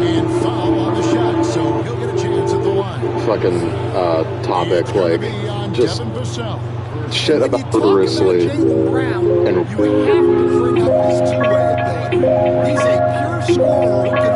I'm talking Medicare for all. Healthcare should be... Damn that our national deficit is over 10 compared to... Pentagon's budget could provide healthcare. That's how cheap. Shall make no law respecting an establishment of religion. The upcoming collapse of our nation. Don Ooh. Has an advantage, and then it allows you to kind of seek out the matchup. Which reminds me, the upcoming collapse of our nation, Don Lemon was arrested for exercising his First Amendment right. Which reminds me, the First Amendment, Congress shall make no law respecting an establishment of religion or prohibiting the free exercise thereof, or abridging the freedom of speech, or of the press, or of the right of the people peacefully to assemble, and to petition the government for redress of grievances. Now, what does that mean exactly? I'll explain. Basically means that Congress cannot make laws about religion. So that means that you have the right to worship whatever fucking god you want. Or any laws prohibiting your freedom of speech or the freedom of the press. Now, what is the press? The press are the people who report the news. Yes. Now, they cannot make laws that prohibit the ability of the press, that infringe upon the press to prohibit their ability to upon any grievances. They cannot also make laws that prohibit the people to peacefully assemble or petition the government or petition any grievances they have. This is really fucking crystal clear. And the Founding Fathers made this the First Amendment above all else because they understood that in order for a democracy to function, you have to have all three of these things to exist for said democracy to exist. That's why it exists above the right to bear arms. That's why it exists above the right to quarter. That's why it exists above civil rights. That's why it exists above the presidential impeachment amendment. That's why it exists above literally everything else.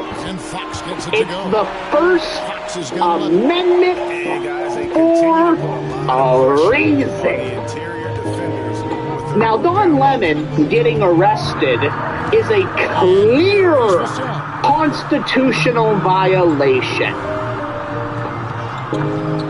Anybody who disagrees with that can read the Constitution. It's right there in the print.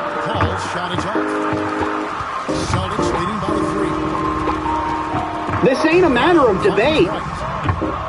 This is a matter of whether or not you can read.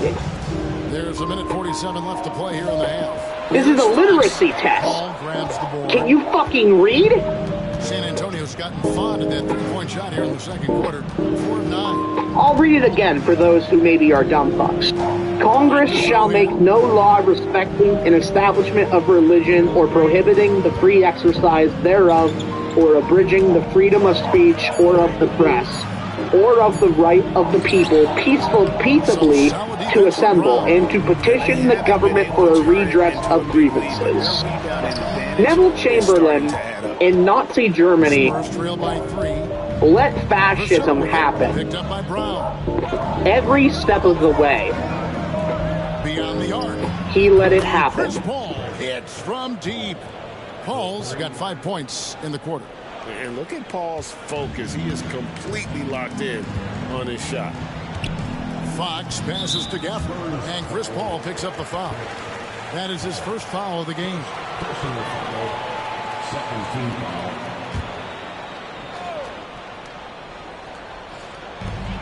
There's 53 seconds left in the second quarter. Outside, White. He just let it fucking happen. And our Democratic legislatures are letting it happen. They're not speaking up against these disgusting actions that the Trump administration are taking. And I fear we're going to look back on this years, months, days, hours down the line, and we're going to say, well, who would have seen this coming? That's my... the board is open for discussion. That's my tangent. Enjoy watching him operate, and that's what it looked like the B was doing as well. They were just sitting back and watching. And some good action through the first 2 quarters as we reach halftime. Celtics lead by 2. It's time now to go courtside as we send you over to David Aldridge from the sideline. David, I don't even like Don Lemon. I think Don Lemon's a libtard, but I hate having to defend Don Lemon because of fascism. Lots of things, you know. Game of mistakes. Always love your philosophy, Coach. Thanks for your time. Back to you guys. Thank you, David, for like, I hate the fact that I have to fucking defend Don Lemon. But it's like, here we are. Welcome to the revolution, Don Lemon.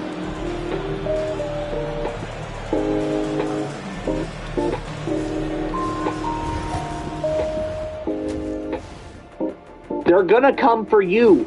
They're gonna come for me. They're gonna come for other people, but they're picking the easiest targets first. And the easiest targets are people like Don Lemon. Right. They let him get comfortable at that arc. He's scoring at. This is how the state gains power. They're going to be tough to beat her. I mean, he changes the game from out there, no doubt about it. Now, a lot of people have been online saying, "Oh, China can do it, so why can't America do it?" Dude, we're America. We have these rights enshrined in our fucking Constitution. China doesn't. Turkey doesn't. America does. I thought you wanted to make America great again, you fucking cowards. And that concludes halftime. Now time to send it over to Kevin Harlan as the game's about. Well, that turned out to be a fucking lie. Well, that turned out to be a fucking lie.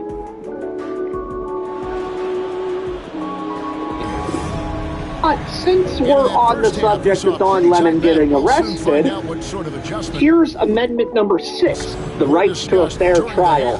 In all criminal prosecutions, the accused shall enjoy the right to a speedy and public trial by an impartial jury of the state and district wherein the crime shall have been committed, which district shall have been previously ascertained by law, and to have been informed of the nature and cause of the accusation, to be confronted with the witnesses against him, to have compulsory process for obtaining witnesses in his favor, and to have the assistance of counsel for his defense. Now, what does this mean exactly? basically, if you got accused of a crime, you, including Luigi Mangione, by the way, have the right to a fair trial. And that trial is to be by a jury of your peers. Well, here's the thing. Don Lemon wasn't given that option so far. He was indicted by a grand jury. And you don't have to show up for a grand jury. Your lawyer doesn't have to show up for a grand jury. A grand jury can just bim, bam, boom, done, you're indicted. That's not fair.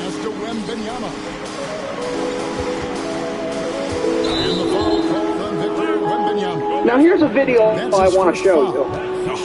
Don Lemon predicted his own arrest. And got there first. Let me find it real quick. There it is. James and Tony and everyone is one to and that fails, and they try something else, and then they just don't give up because they, try again and again, as they did with James and Tony and everyone. If one doesn't work, and they try something else, and that fails, and they try something else, and then they just don't give up because they want to save face. But I don't know what's next. I think what's next is that I have to be in it for the long haul, and the Department of Justice says that they didn't have a case. Matter if there's no law to fit. They will. Thing that they say, Allison, not that I think I know, I was the biggest name. Go after the little ones. Kind of tongue-in-cheek, right? He was a guy that led That's how it goes. That's how the state goes after. That's how the state gains power. And I think he had a great passion for it and always used to tell us the long that he never actually felt like he pawn. worked a day in his life. He loved it so much. It's just fascism. There's no other word for it. Fox's game. He's got a ton of room to grow, but boy, does he play with However, intensity. people are protesting, funnily enough. And it's Vassell in the corner. Oh, God.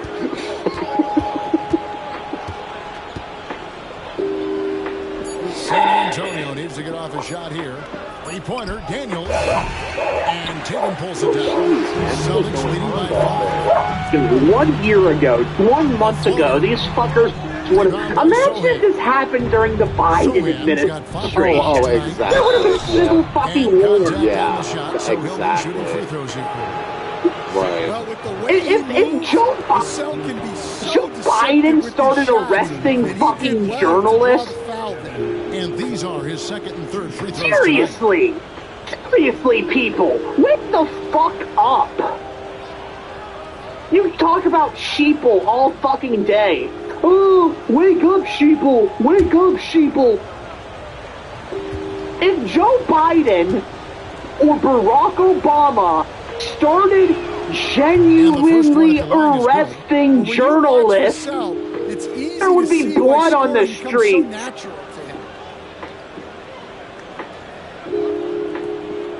And are you gonna tell me otherwise? Is your retarded ass gonna sit there and tell me otherwise?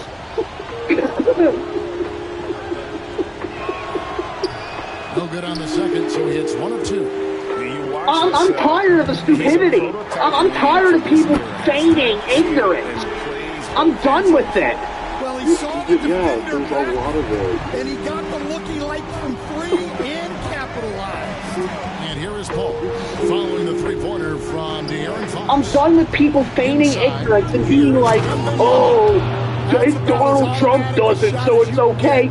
Fucker, you would have killed. Celtics leading by 5. You take a sip of my drink. Argue that Wembanyama deserved Defensive Player of the Year consideration in his rookie year. Sure, he's full of selfies. You would have fucking killed if Joe Biden did this. To a top 5 defense when he was on the floor. His impact is amazing. You literally tried to do an insurrection because you lost an election. Fuck you. You guys already tried to do it once, and you would absolutely do it. And that'll be 2 free throws coming up. Officials on the call with the foul. Some defenders aren't sure what to do when Wembanyama... Saying it's all Trump supporters. Because a lot of Trump voters are realizing that holy fucking shit, this guy's gone too far. But the ones that are too far gone, you make me want to do some TOS shit. A generational talent. For Wembanyama, the sky is the limit and the reality.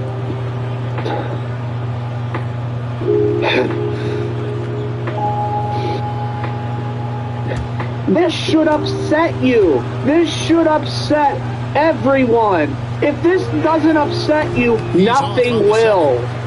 A generational talent. Wembanyama is an all-around player. I don't care if you don't like Don Lemon. It's the principle of the matter. And now look at Jason Tatum here. Libtard. Let me be clear, you motherfucker. I would gut every single one of you if I could. I would take you up, string you up against the wall, and take your innards and make you ingest them.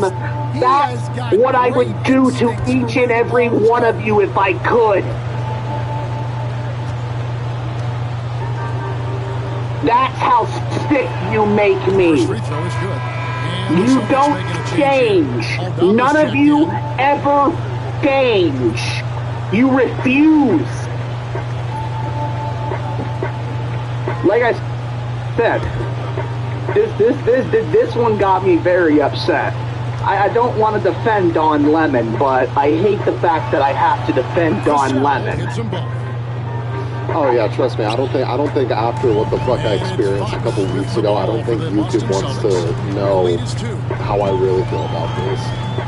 TOS violation. In a video game, in Minecraft. Good for basket number 7 tonight on a not so unlucky 13 shots. And their defense has Like, turned for the you motherfuckers were asking for this. And you got it. I hope you're happy. Yep, you voted for him. Sinks the triple. Zohan's got 10. I hope when we're in the concentration camp together, Well, you know it's become a three-point shooting. who will have the last laugh? Because it won't be me. To the middle. I hope you're laughing as they send you off to the fucking gas chamber. Wembanyama's got his 7th rebound here tonight.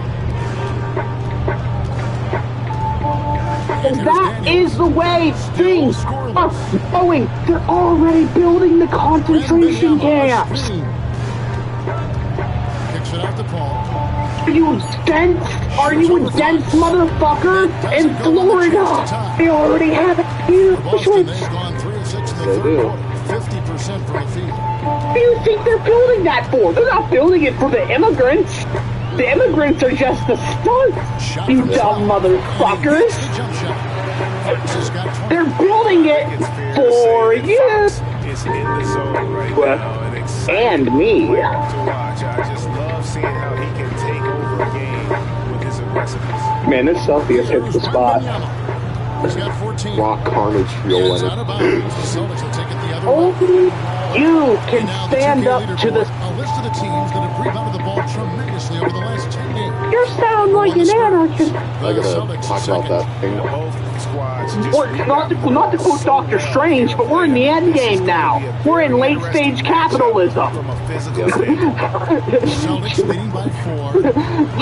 Some would say we're in end stage capitalism. Or like Zen fascism thing I was talking about. We're there.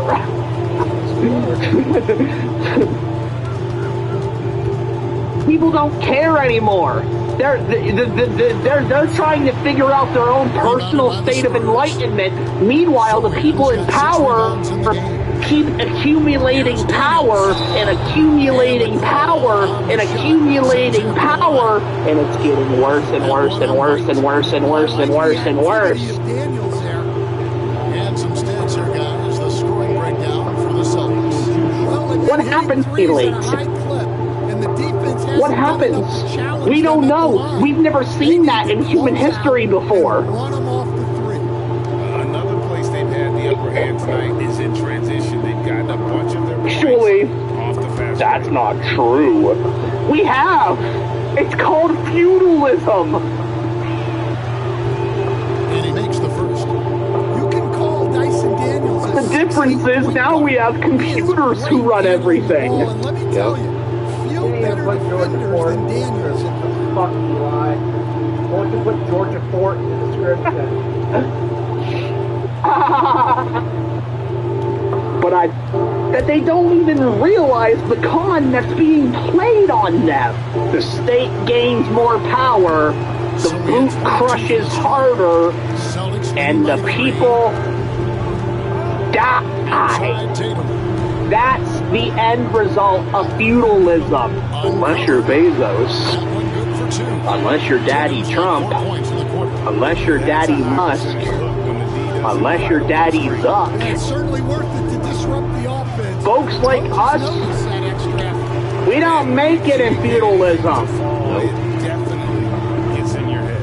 Yeah, they might want to draw something up here to get in. Sounds defender. There is a way out.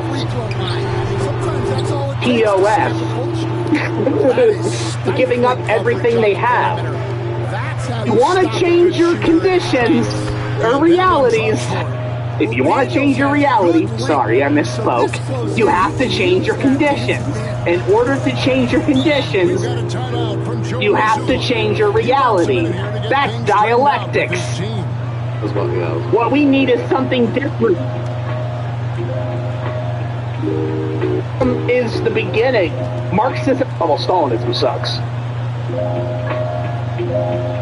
Poor countries, only overexploited one on Earth. And look what the fucking Belgian Congo did to that. Everything it touches.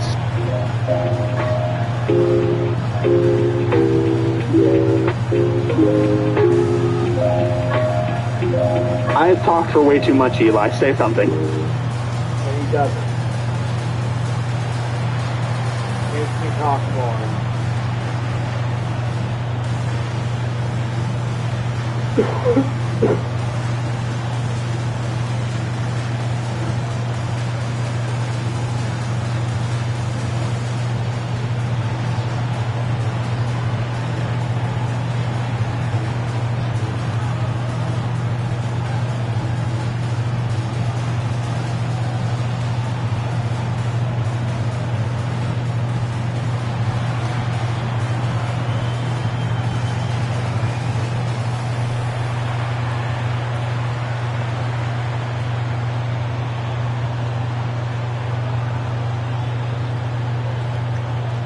Over the... Luke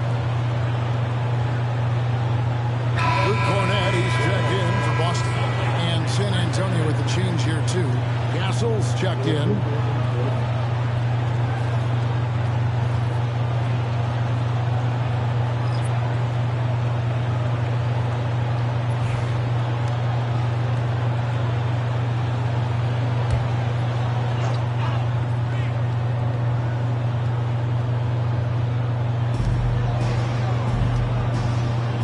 Brown outside. A sell against Tatum. And the foul on Jeremy Sohan. That is his first foul of the game.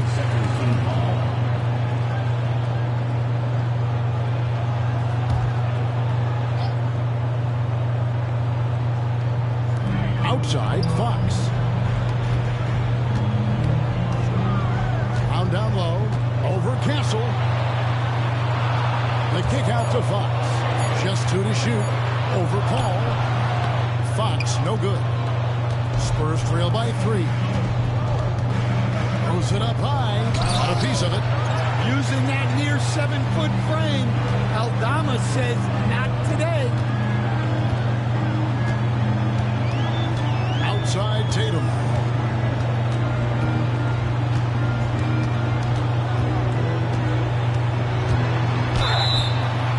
Two free throws coming up, and they call the shooting foul. The Celtics have shot 75% at the line tonight, going 3 for 4. At the line, Jason Tatum. At the line for 2 shots.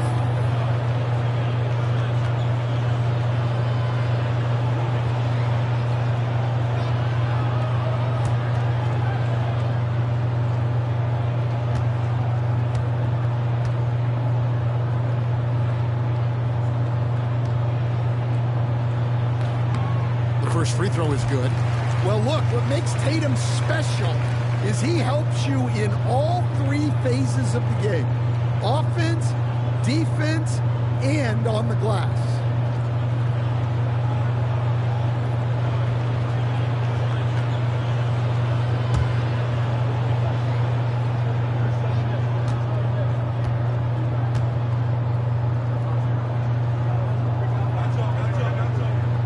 And so Tatum nails them both. And it's the attention to detail that sets Tatum apart from most players in our league. Pass to Castle. Here's Wembanyama. That three off the mark. And they had some botched coverage that turned into no coverage. Back to Brown. Down low. Here's Tatum.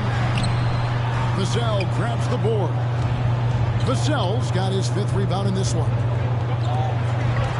Ball passes to Wembanyama. And they get it back. Wembanyama, a screen on Fox. Nailed from three-point land. Vassell's got 9. Yeah, nice shot by Vassell. Really good three-point shooter. Fox dishes to Tatum. Max Turner is not the final. Pass to Cornette. Now, here's Fox. To the inside. And the rejection by Wembanyama. Vassell outside. Shoots over Fox. Vassell, no good. Boston's gone into the three-point range 4 times since halftime and buried 2 of them. Pass to Brown.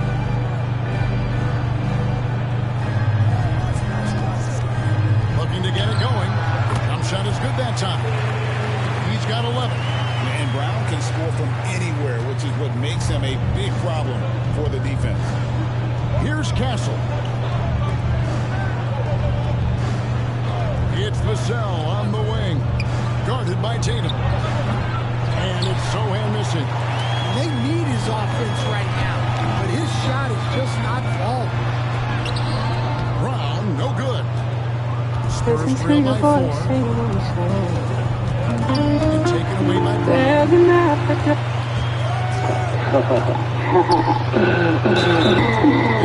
Yeah, I bet you do, Harry. Yeah. You do.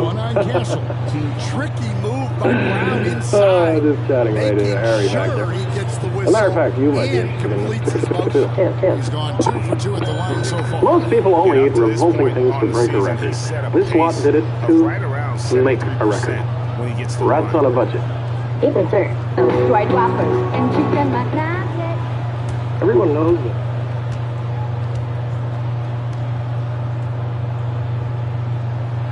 Free throw good from Brown. And some changes here for the Celtics. Hauser's checked in. Christie subbed in for Fox. San Antonio also making some changes. Mamu Kelishvili is checked in. And Strus is subbed in for Sohan. Triumph of the ill. No. He makes both free throws. And they're drawing more whistles and working their way to the line here in the second half. Brown against Vassell.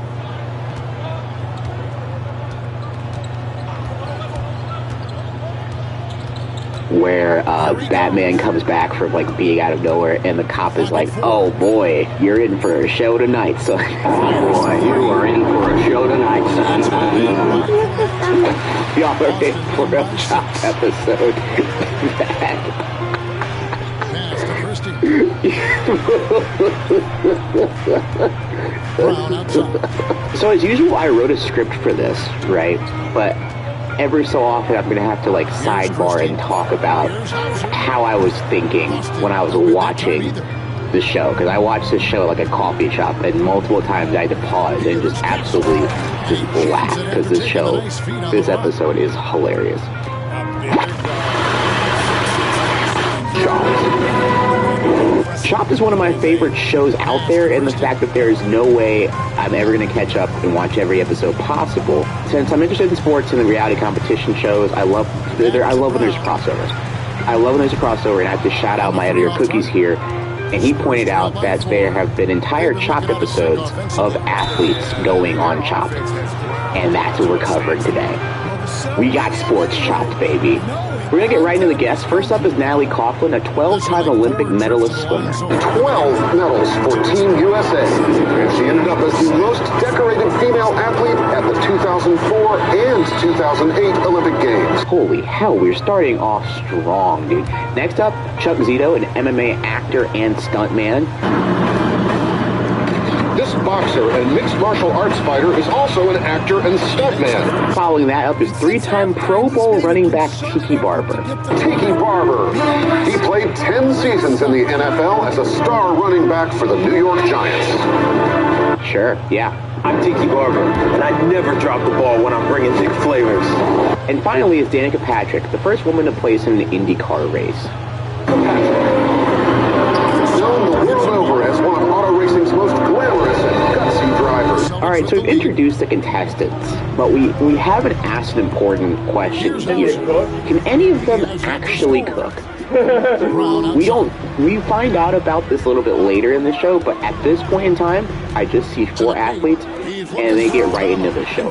They're not like, anyone have any cooking experience? No? Maybe?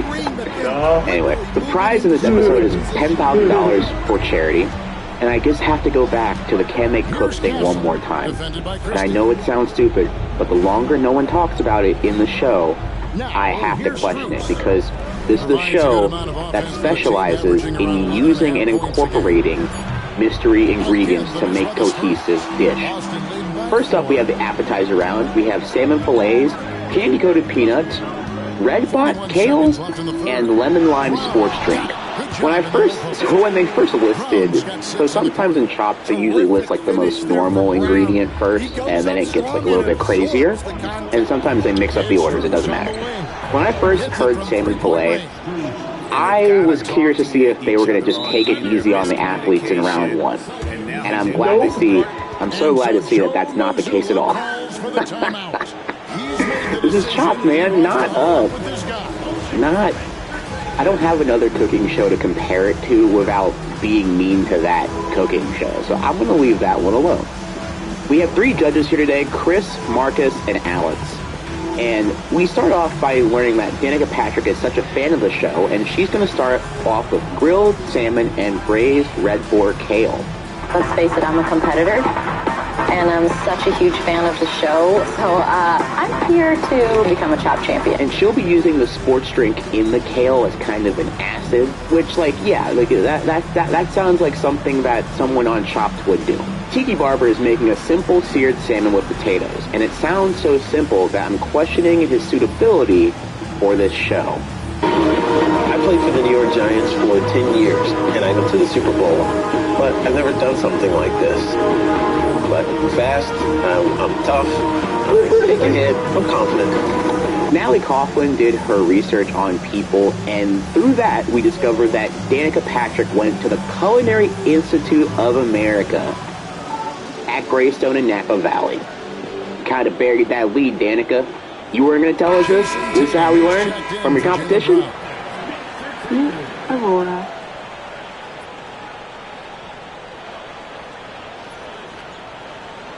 Natalie is making a candied peanut crusted salmon, which at first sounds awful. Like, taste-wise, not ideal-wise. And at second, the more you think about it, the less awful it gets. I'm kind of curious. I think that could actually taste pretty good. By the time we get to the actual plating and stuff, we'll see how I think about it. Now, Chuck Zito has an interesting thing to say. So I never cooked salmon, so when I saw that, I said, uh-oh, I'm going to have a problem. Now, usually Chopped chefs will have and receive ingredients that they've never cooked before. That's normal. But never cooking salmon was not on the list. That's a new one for me. And again, these guys aren't chefs. I get it. I think I'm really surprised because salmon is the most basic ingredient that's here. Danica is also using the peanuts to crust the salmon. Meanwhile, Chuck Zito has another nugget of wisdom to drop on us. You know what? I don't even know what kale is. I thought it was just like another spinach or something. So I sauteed the kale.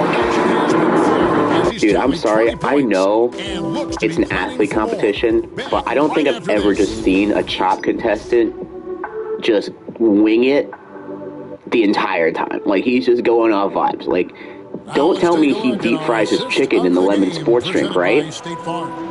Right? Right? Don't let him do it. We find out that Natalie grows kale in her garden where she has chickens and adds the sports drink to the kale with the acidity. Meanwhile, Tiki Barber is doing what? Sports drink. I needed the electrolytes. I'm thinking, I want to make a drink for my guests. And I have a blender, and I have vodka. So I'm going to sauce them up a little bit. Dude, bro, just make a lemon lime sports drink with vodka like I would have done in college. That was college me mixing drinks with Gatorade because I didn't know what else to mix with at the time. That was like first month me in college.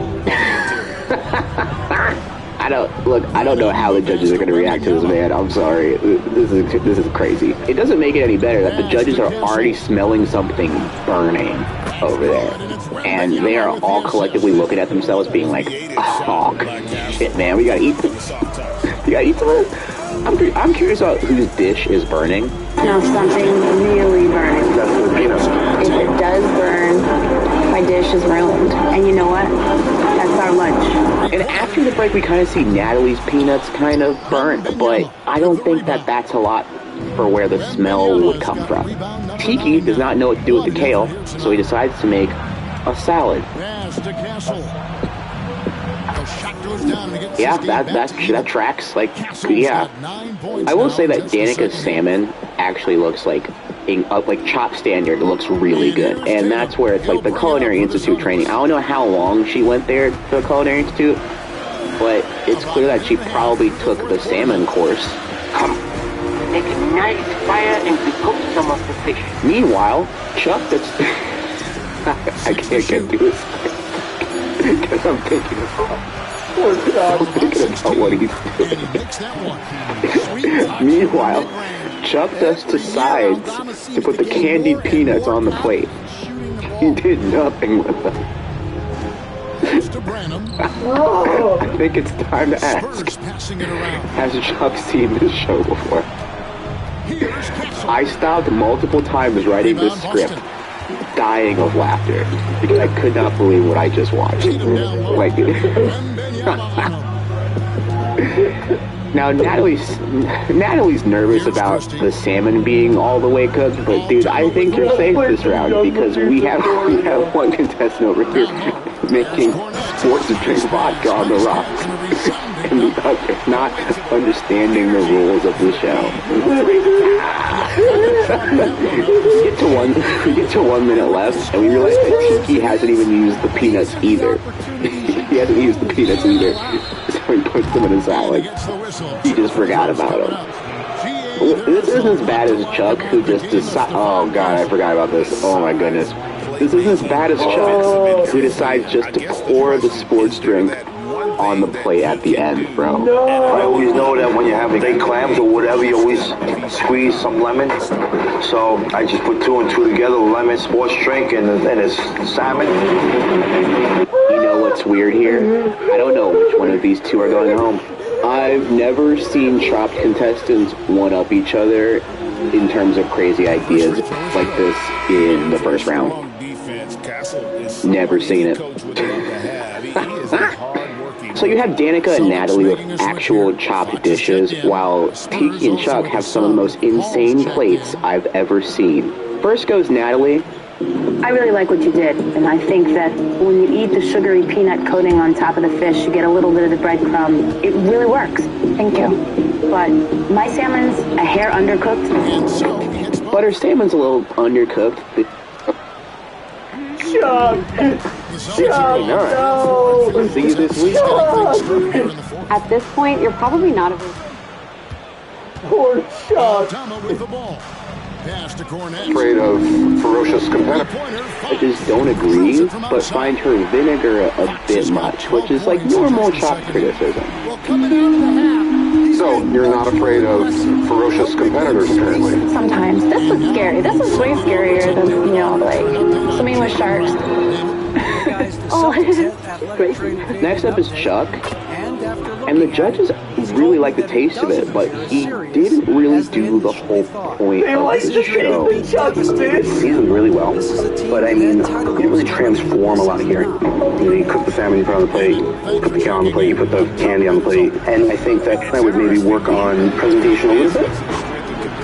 So I don't know how much they're going to penalize him for that.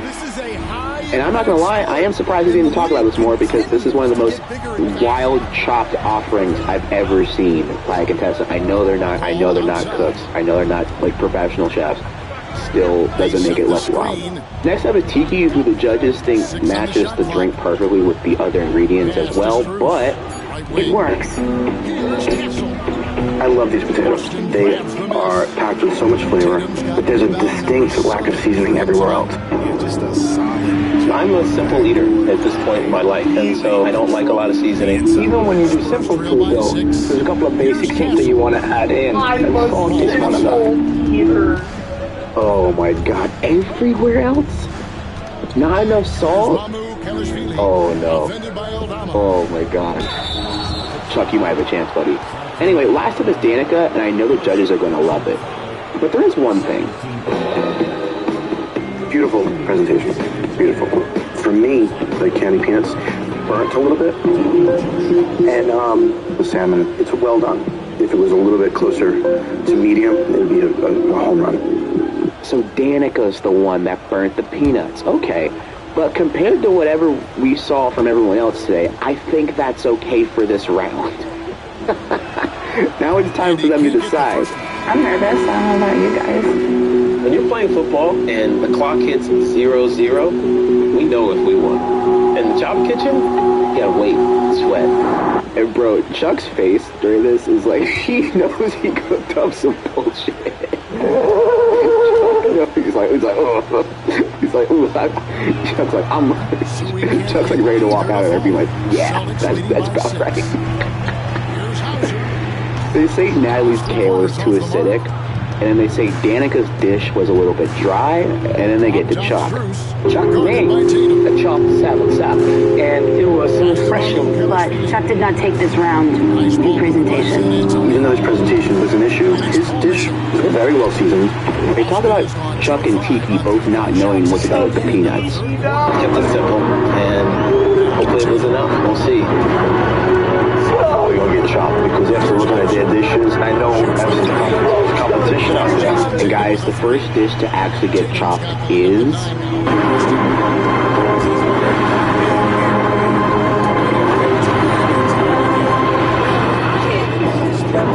Tiki, you've been chopped. It's actually Tiki.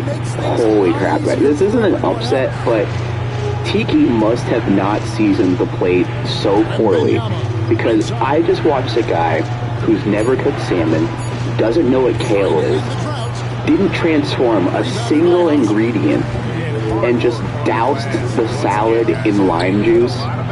No, sorry, just doused the entire plate in lime juice and not get eliminated. I am stunned, bro. Anyway, Chuck, you're cooking again, buddy. You thought you were going home. It's time for round 2. And the ingredients here are spinach, filet mignon, almonds, and chocolate-covered marshmallows. Natalie decides to make an almond milk for her creamed spinach with beef medallions. She's a self-taught cook from the Food Network, which I think is awesome. I think that learning how to cook is such a cool skill. Half of my For You page is cool TikTok cooking recipes that I will never make because I am lazy. A famous Italian chef once taught me this trick. Stop it. Get some help. When it comes to food aspects of stuff, I think simple stuff at home, but I'm not showing up on... If I was showing up on Chopped, I'm pulling the Chuck route, being like, I should go home. Anyway, Danica is making steak and sweet potatoes, and she's going to use the marshmallow in the sweet potatoes, which is a really damn good idea. That sounds delicious. All right, Chuck, what you got for us? Okay, Chuck is making seared steak with potatoes. He plans to put the potatoes in the microwave and then put the butter and marshmallow over the potatoes. Interesting. But Danica's using the microwave, so he'll have to wait. And in Chopped, when you have to wait for something, it's usually likely that's not gonna get done. Or you're pushing it, like you're pushing it. Natalie decides to make a red wine reduction with the marshmallows and realizes that she hasn't done anything with the steak, so she just high heats it. Cool. Danica's chilling on cruise control. It's car reference, I guess.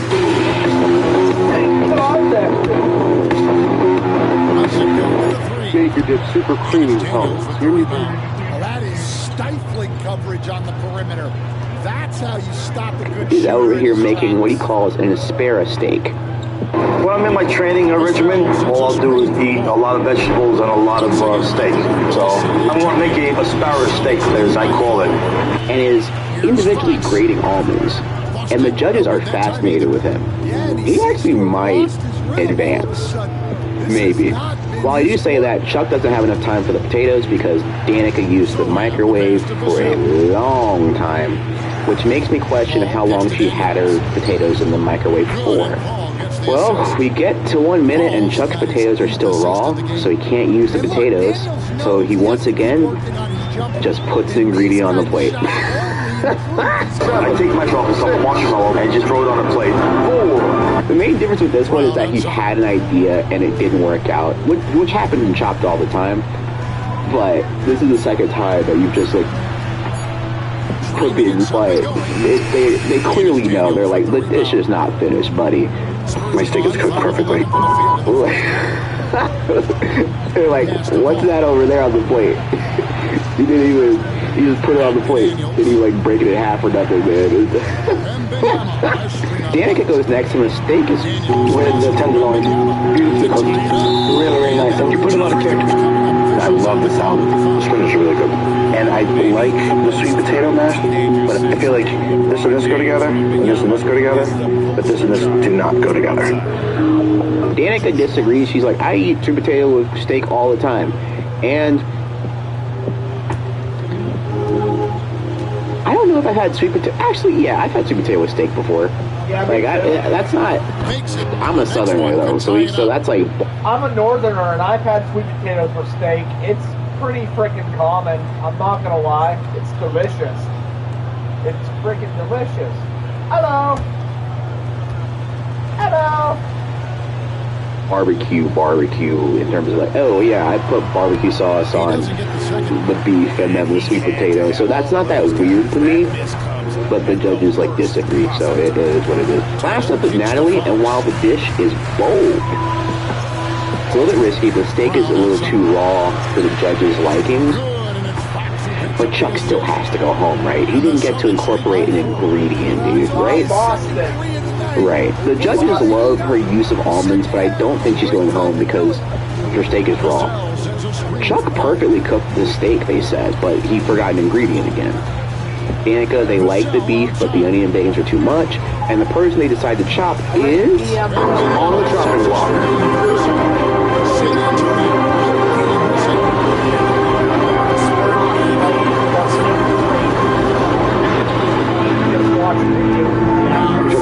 Yeah, it was time.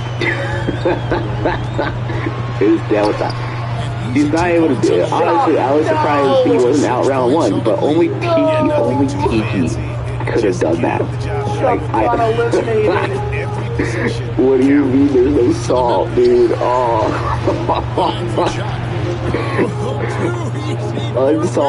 Unsalted food on a cooking show is crazy. I'm sorry. Last up, we have the dessert round, and it's protein powder, caramel-coated popcorn, a tangelo, and olive oil cake.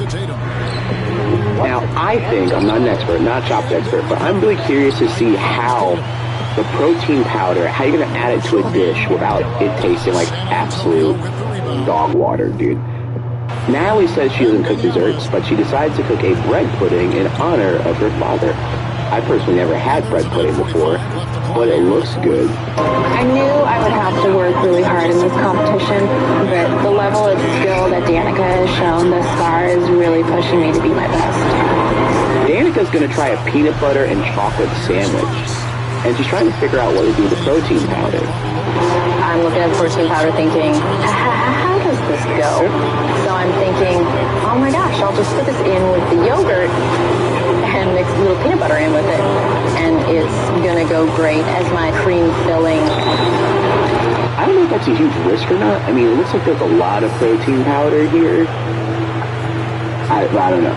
She also wants to make a coffee drink to go with it. Cool. I know the coffee drink is not going to be better than the sports drink vodka that we saw in round 1. Can't possibly beat that. Now, for the final round on Chopped, you're judged on all 3 rounds, and I think that these two are pretty even so far in this competition. Natalie adds the protein powder as part of the whipped cream, and I don't know what flavor the protein powder is. Maybe it's flavorless. Anyway, with 10 minutes left, Natalie can't find the sugar. Regular sugar. I decided I'm going to make a caramel. Why not? You know, just go for it. Sugar. I cannot find the sugar anywhere. It's really nerve-wracking. Did you see sugar anywhere? It's over all the way up against the wall. Thank you. Oh my god. The giant thing labeled sugar. Well, luckily Danica helps her out. And, buddy, that's good sportsmanship. But that could have been rough. Danica decides to make some chocolate sauce and then decides to go to the anti-griddle, and the judges are fascinated with her techniques. Danica's going over to the anti-griddle. She's going to pour that chocolate on top of that. That's pretty impressive. It's amazing. Now, this is high-level cooking in the job kitchen. I have no idea if this is going to work. With 5 minutes left, Natalie is worried about the bread pudding. Meanwhile, Danica used the popcorn as a garnish. Wait, Natalie, did you use the popcorn? Oh, okay, she did. That's good. Going down to the wire? I don't know. They both played, they both finished. Let's see what the judges think. And I am amazed that you used that anti-griddle. Everything about this peanut butter is spot on, but I think that you have way too much cake in comparison to the filling. Okay, they think the cake is a little bit too rich. There's a little bit too much cake. Fine. Next is the olive oil cake bread pudding. Actually, also, I don't know what an olive oil cake tastes like. Is that supposed to be, like, not desserty? And the caramelized Tangelo on top of this is sublime. Thank you. My one criticism would be there's too much olive oil cake in this bread pudding. So both contestants have too much cake on their dish, which, again, puts them even in my eyes. I think overall Danica takes this, but this could go either way. Natalie's weakest dish has to be her second one, and I don't know who to choose. I think they choose Danica based on her technique. I don't know. And who they decide to chop is... So, whose dish is on the chopping block?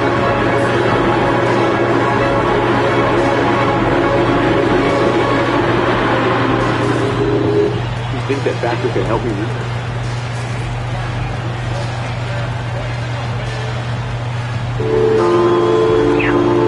Natalie, you've been chopped. If you're new here, welcome in, and if you know me, welcome back. And if you do know me, you know that this isn't just a sports YouTube channel. I talk about all things competition, baby.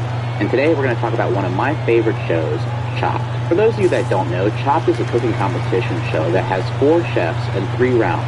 And in each round, they're given random ingredients that they have to include in their dish in some way, shape, or form. They're graded on their presentation, taste, creativity, and their ability to make something cohesive. After each round, one competitor is chopped or cut from the competition. And I gotta say that it sounds simple, but when you look at the ingredients that these chefs get, they get some of the wildest stuff. You get stuff that you don't even know is edible. And sometimes you get stuff that the chef has been like, I didn't know you could make that. So it's a really challenging and entertaining cooking competition that really I love watching because it's so competitive, even though it has like a repetitive kind of premise. The variation of the ingredients makes it really feel like a new thing every time. Now, I just want to state that I am not a cooking expert. I'm talking about this as a commentary YouTube channel, so... Pivotal moment in this game. He's not taking any chances. He'll call time. Guys, what's What's your take on how they maximize their opportunities now? This is where great coaching can pay dividends. Well, they'll likely only get one shot at this. They need to make it count.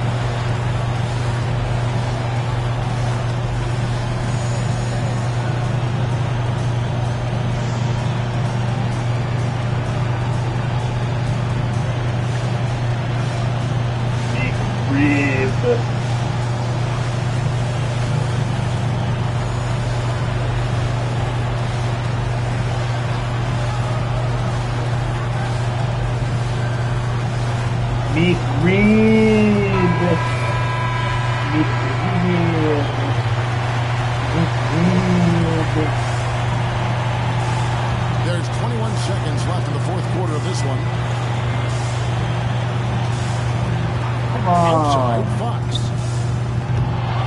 Oh my God. And they need to stop the clock, so there's a foul. Dumbass. Oh, they're trying to go for a 3-pointer.